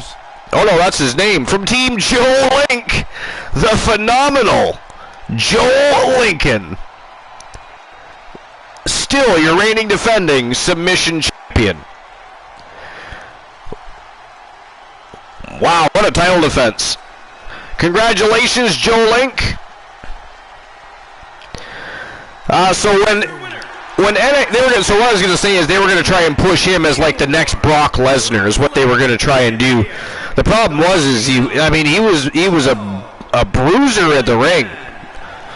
Quite good as a big man, good rep, but he was crazy. First of all, he was problematic, and he was boring because he had zero personality. You know, we've had enough of the big men that can't. Well, he could wrestle, but no personality, no way of building a character. I mean, he would have needed acting lessons at very least. You know what I'm saying? I just was not a fan at all of Lars Sullivan. So, and then when all those problematic things came out and the things that he has said in the past and all that stuff, I was like, okay, good, we'll just get rid of him then. That solves that problem. We'll just get rid of him. But anyways, Lars Sullivan 2017, many were quite impressed with the competitor's intimidating physique, combined with a face that only a mother could love and a genuinely intimidating entrance. Sullivan was gaining traction quickly as part of the NXT North American title ladder match at NXT TakeOver New Orleans. Sullivan earned a coveted 5-star rating from Dave Meltzer. Beginning in late 2018, horror-themed vignettes would tease the terrifying Behemoth's debut on the main roster, and in 2019, Sullivan would finally arrive and begin to tear through the Raw and SmackDown roster, clobbering the likes of Kurt Angle, the Hardys, and Rey Mysterio. But what happened What began as a fairly dominant warpath would soon take a hard left turn into bizarre booking and ill-timed incidents. One of these incidents included Sullivan walking out on a Raw taping due to his then ongoing anxiety-induced panic attacks. This would only be the first stumbling block for Sullivan, as archived copies of past problematic internet interactions would soon resurface, as well as adult content he'd done under a different name. Sullivan would then begin a bizarre feud with the trio of Lucha House Party. This feud would result in an underwhelming 3-on-1 handicap match at Crown Jewel, and Sullivan injured his knee in the subsequent match. He would return in late 2020, mounting a second attempt at a dominant run, but by then it was too little too late. After a series of cringy promos about his childhood, Sullivan would see his release in January 2021, and I was okay with that. Did you guys like Lars Sullivan, or do you remember Lars Sullivan? Yeah, ever since Joe Lincoln beat Mr. Perfect, he's been on a streak. Yeah, absolutely. Who had more personality, Lance Storm or Lars? That's a good question. I don't know. Glenola, I think that Lars Sullivan was a clone attempt of Lance Storm that went wrong. That's what I think. Yep. I think that. Alright, anyways, the final match of the night, the main event of the evening, and it is for the YTD Academy Grand Prix Wrestling Championship. And of course, we all know that just a short spell ago, Reese the Voice Williams from Tons of Funk, one of the three from the place to be, Trigger Talk TV, won the championship with a very, very dominant victory in a match with Hollywood Hulk Hogan. And of course, tonight, one half of the Primetime Players, one of the most dominant new tag teams in professional wrestling. They are the Archerverse World Tag Team Champions. Champ Jackson getting an opportunity here tonight. He is challenging Reese the Voice Williams for the YTD Academy Grand Prix Wrestling Championship. So that's the last match of the night. And then, of course, we will see each other Wednesday evening for the Archerverse Wrestle Wars. And of course, unless we have a show between now and then is unscheduled, and that is a possibility. Even perhaps tomorrow evening, there could possibly be a tournament looming. I do have to speak to the great Glenola about that, but I believe there might be a tournament looming in the air, and that could happen tomorrow night. So, if not, perhaps we'll have ourselves a show anyways. Who knows? There's always things going on and reasons to add fuel to the fire of the feuding and the raging rivalries. You know, everybody that is thirsting for that gold and that spot on the main roster, the spot on the next big stream preview card, Judgment Day. There's a lot going on, so there's a lot to be had inside that ring, if you will. But anyways, some of his matches were cool, like the Aleister Black, but we don't. No, that's right, we don't. Bigots are not welcome. Not welcome. And not acknowledged. Other than the fact that he happened to be on that list. Glenola says, the voice for the win here. Alright, so we have two more people on this list. So let's run down the list, and then we watch the main event of the evening. So the next is on the best section of the NXT call-ups, and it is, of course, Alexa Bliss. Alexa Bliss' rise to prominence in WWE has truly been a sight to behold, and one riff with various madcap developments. Lexi Kaufman would first arrive in WWE Developmental via an unaired version of the Diva Search in 2013. Following her signing, the young talent would steadily begin her rise in NXT, first adopting a glittery fairy princess-themed persona. After a fairly uneventful babyface run, Bliss would later turn heel by aligning herself with the tag team Blake and Murphy. From there, Alexa's ring gear, promo style, and overall in-ring presentation would turn into a new, spiteful, creative direction. In 2016, Bliss would be moved up to the SmackDown roster as part of the draft. Bliss would quickly become one of the more successful call-ups, winning the SmackDown Women's title from Becky Lynch. The following year, Bliss would be slotted over on Raw, where she would claim the Raw Women's title from Bayley. Eventually, Bliss would form a tag team with fellow NXT call-up Nikki Cross, winning the WWE Women's Tag Team titles as well. Her most surreal creative shift would arrive in 2020 when she would adopt a sadistic horror persona alongside Bray Wyatt, aka The Fiend. Eventually, Bliss would adopt a new accoutrement in the form of a possessed children's doll named Lily. And by 2022, Alexa's sanity has been restored and she's returned to active competition on the Raw roster. I am totally an Alexa Bliss fan. I don't really care much what she does. When she first started, I wasn't a huge fan, but I didn't know who she was either, right? So, and I didn't know what her body of work would be like. And I just, in the beginning, I'll be honest, I wasn't giving her a fair shake. I didn't really give her an honest chance. So then I decided to do that. And of course, by that point, she was already skyrocketing her career. She had already tenfold become the better wrestler than when she first walked into the company. So, she's another one of those women that are just really laying some groundwork and leaving behind some big shoes to fill. Are my two favorite female wrestlers, but I also love Thunder Rosa. So David Scott says, okay, Alexa might be in contest with Becky for my favorite female wrestler. Joe Link says Alexa and Britt Baker are my two favorite female wrestlers, but I also love Thunder Rosa. Yeah, Thunder Rosa is fucking awesome. You know what? I would love to see Thunder Rosa make her way to WWE. And you know what? That's very possible now. Right? That is very possible now. Alright, so last on this list, and it is under worst in the NXT call-up section, and it is Keith Lee. So it's becoming quite common for WWE to let talent slip through their fingers, and Keith Lee is a prime example. Lee would hone his craft on the indies, starting locally in Texas before moving up onto Ring of Honor, Evolve, and Pro Wrestling Guerrilla. After matches with likes of Matt Riddle, Austin Theory, Jeff Cobb, and even Cody Rhodes, WWE would eventually come knocking.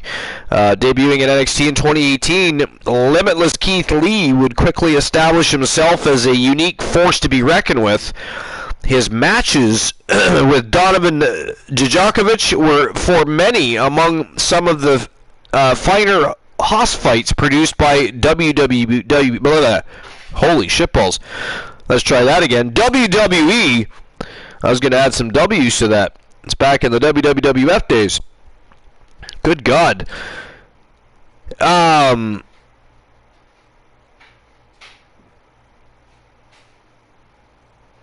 lost where I was there.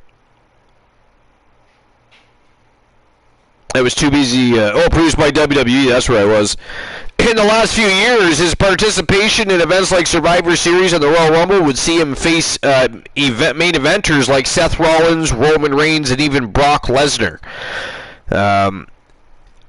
Add to that being the first double champion in NXT history, and Lee's spot on the main roster was all but confirmed. Sadly, this is where problems would arise. Shortly after dropping the title, Lee would arrive on Raw with some noticeable changes. Not only was his catchy theme song retooled into generic rock music, but he was now forced to wear a t-shirt as well, following a bout with COVID-19 and another gimmick change. This time rebranded as the Bearcat. Lee would see his release in late 2021.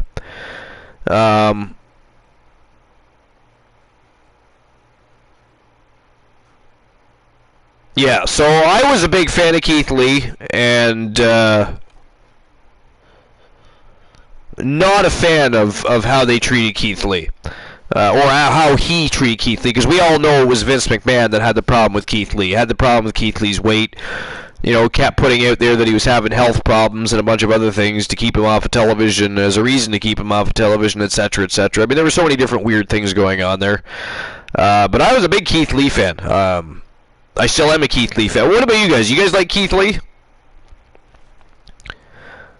You know, I thought for sure that it was ridiculous that he was released. But all right, here we go, main event of the evening, and then again we'll see each other either tomorrow night at 10:30 p.m. Eastern Standard Time, or it will be Wednesday for the Archivers Wrestle Wars when we continue the road to Judgment Day, which is only a little less than 2 weeks away. And of course, this weekend we have the Turret Man tribute show, so we've got a couple of fun weeks ahead of us, a couple fun weeks in general, because it is going to be absolute fire action in the ring as we get closer and closer to the next big stream preview of 2022, Judgment Day.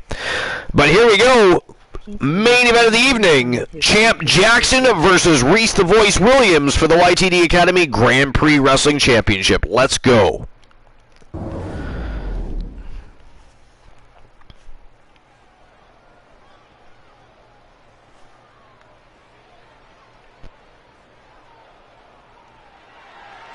The following champion versus champion contest is an Iron Man match and is for the Internet Grand Prix. Yeah, Joel Link, I agree. Some of his stuff in AEW was good.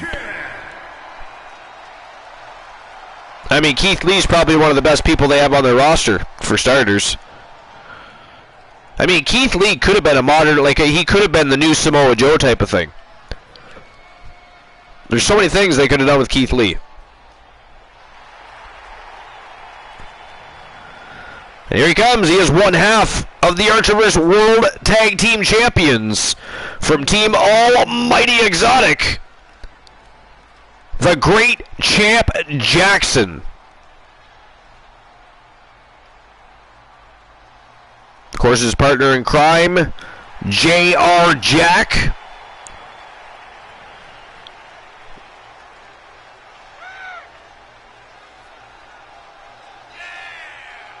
Big opportunity here for the great Champ Jackson, who has impressed many in management and many that have been watching around the world as he continues to soar both in singles competition and tag team competition.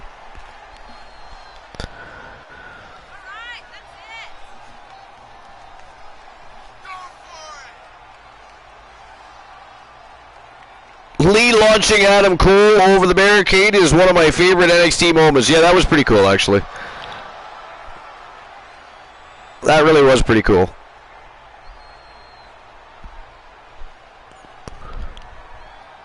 Take a look in his eyes. More than ready to become the standard bearer of this. All right, what do you guys think? You think the great Champ Jackson has a chance here?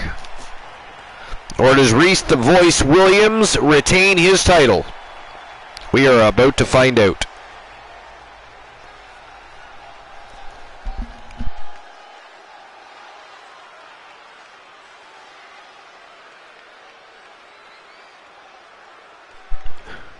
And I'm just going to be stepping away for one moment. I'm going to grab myself a quick drink. My throat's getting just a little bit dry. So I will be right back.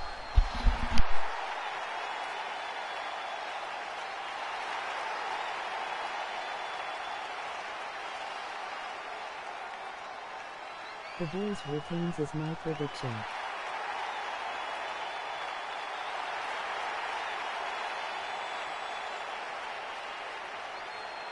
I'm gonna go Jackson just to counter Glenora.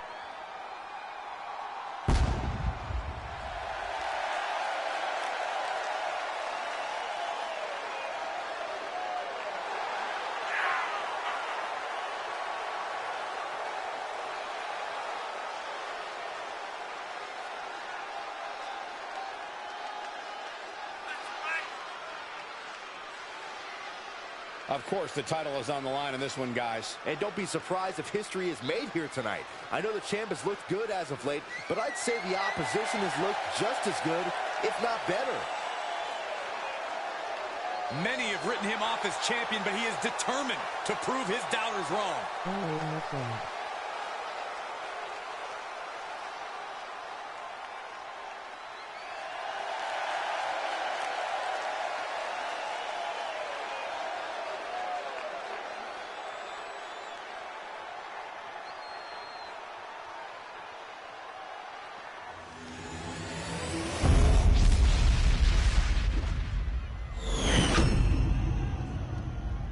Introducing the challenger from Little Rock, Arkansas, weighing in at 267 pounds, the Great Champ Jackson. And introducing the champion from New York, weighing in at 270 pounds, he is the Internet Grand Prix Wrestling Champion, Reese the Voice Williams. A fully confident challenger in their corner, absolutely hell-bent on capturing the title.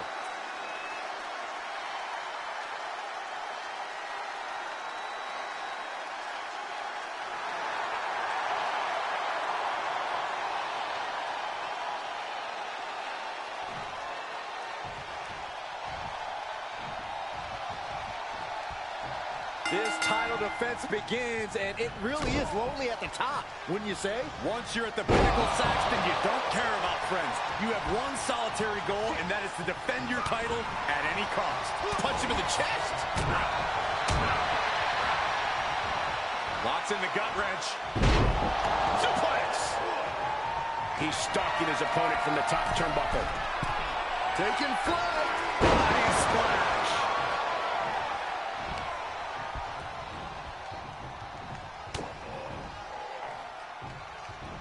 Nicely done. Inverted scoop slam.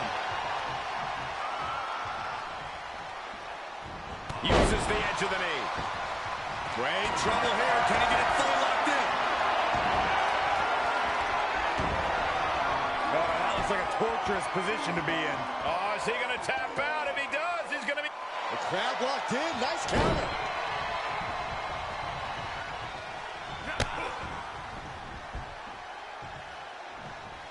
Just carrying the opposition anywhere they want. Powerbomb all the way to the outside.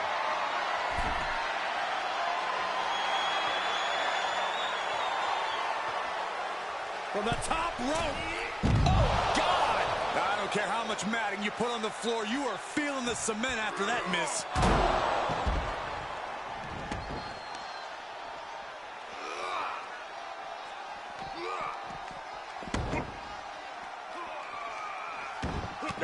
Trampling the opposition. No, that'll break his arm. Vicious. I have returned. Ooh, Reese the Voice Williams with a military press. Wow, drops the Great Champ Jackson face first on the unforgiving floor. I don't know what I've missed, but that's a hell of a way to come back to see the Great Champ Jackson being bounced off the floor by the champion. This is, of course, an iron to gold matchup, which is why you see a clock up in the top right-hand corner. So a little less than 8 minutes remaining of the matchup. He's one step ahead there.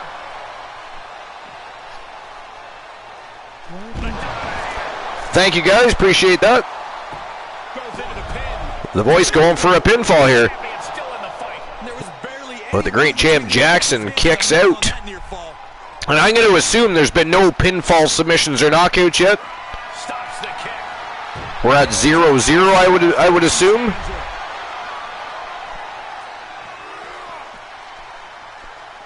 Tried to throw the Voice into the steps, but he slammed on the binders. We got a reverse DDT / neck breaker for his efforts. Gets him with the counter.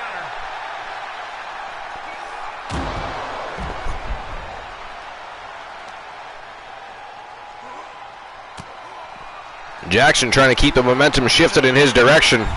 He's got the chance. Oh! That was vicious. A GTS by the great champ Jackson, but the champion kicks out. And we just about had our first pinfall. Like a champion's proving that sooner perish than lose their title. I've lost count of how many times this match should have ended by now. Whoa! High angle back body suplex by the great champ Jackson. And now he's just continuing to punish Reese the Voice Williams here. Big heavy right hand. Oh, he catches the leg. Big kick to the inside thigh. And now the Voice responding. And look at this. Big show of strength by the champion. Big standing vertical suplex. And down comes the great champ Jackson, bouncing off the unforgiving floor.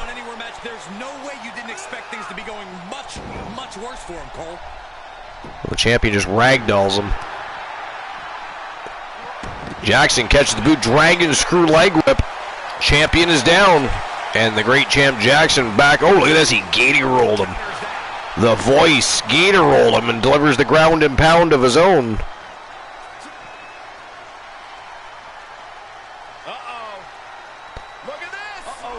Oh, follow away slam and just about tossed him right into the barricade there.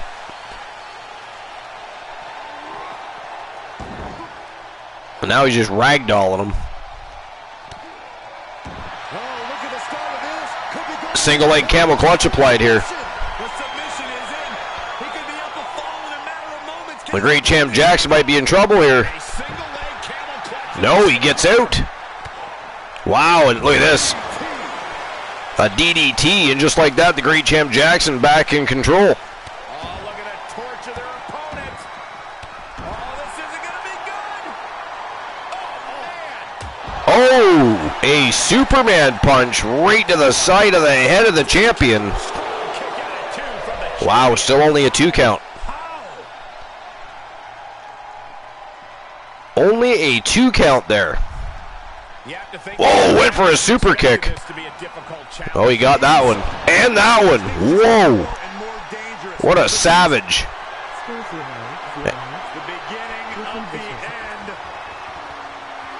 Oh. Wow. The ruthless aggression of the great champ Jackson. Holy crap, look at that. The champion kicked out again. Resilience of a champion on display. And you gotta think that all the another gator roll again. The Voice takes that top position and delivers some ground and pound, and he is setting the great champ Jackson up here. Oh, a last ride power bomb by the champion, and still no 3 count, guys. It is still 0-0. The great champ Jackson got his shoulder up. gotta be impressed. Everything possible was done to win there, but it just fell short. What a match. What a match. A show of strength here by Reese the Voice Williams. Slam! The challenger being outclassed here. He can really stand to give back as good as he's getting right about now. Oh, look at this. Here we go. Standing vertical. Again, letting all that blood drain down to the brain. Rotating vertical suplex. Nicely done. These are big power moves becoming more devastating with every attempt. Whichever. I don't know. I kind of liked Emo Rest. I'm going to be Emo Rest. Wow. The Voice getting ragdolled by the great champ Jackson here. What a back and forth struggle this match has been. And I missed a portion of the match. I mean, did the beginning of the match, has the whole match been like this? Wow, 1-0 for the champion. With 2 minutes remaining, he finally able to best the great champ Jackson after a huge struggle. 8 minutes it took the champion to put the great champ Jackson down for a pinfall. This is a very dangerous situation now.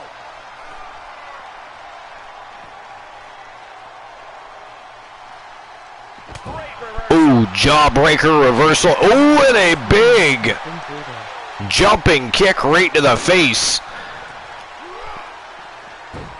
And Jackson tosses him face first right into the ring post.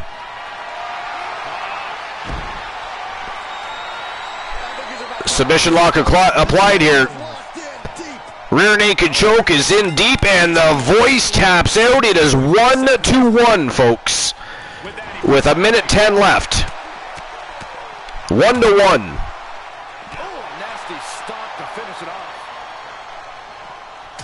Oh, and another Superman punch right to the jaw this time.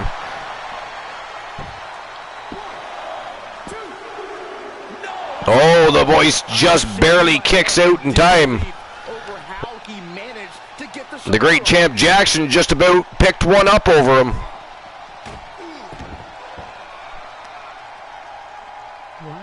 What are we about to see? Oh, knee right to the ham. The great champ Jackson driving that knee right into the thigh. Oh, look at this, the voice. Oh, he threw him right into the steel steps. Well measured.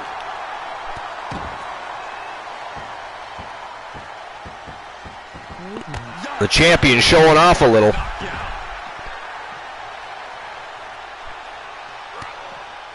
Uh-oh. Jackson in trouble here. Oh, a dominator.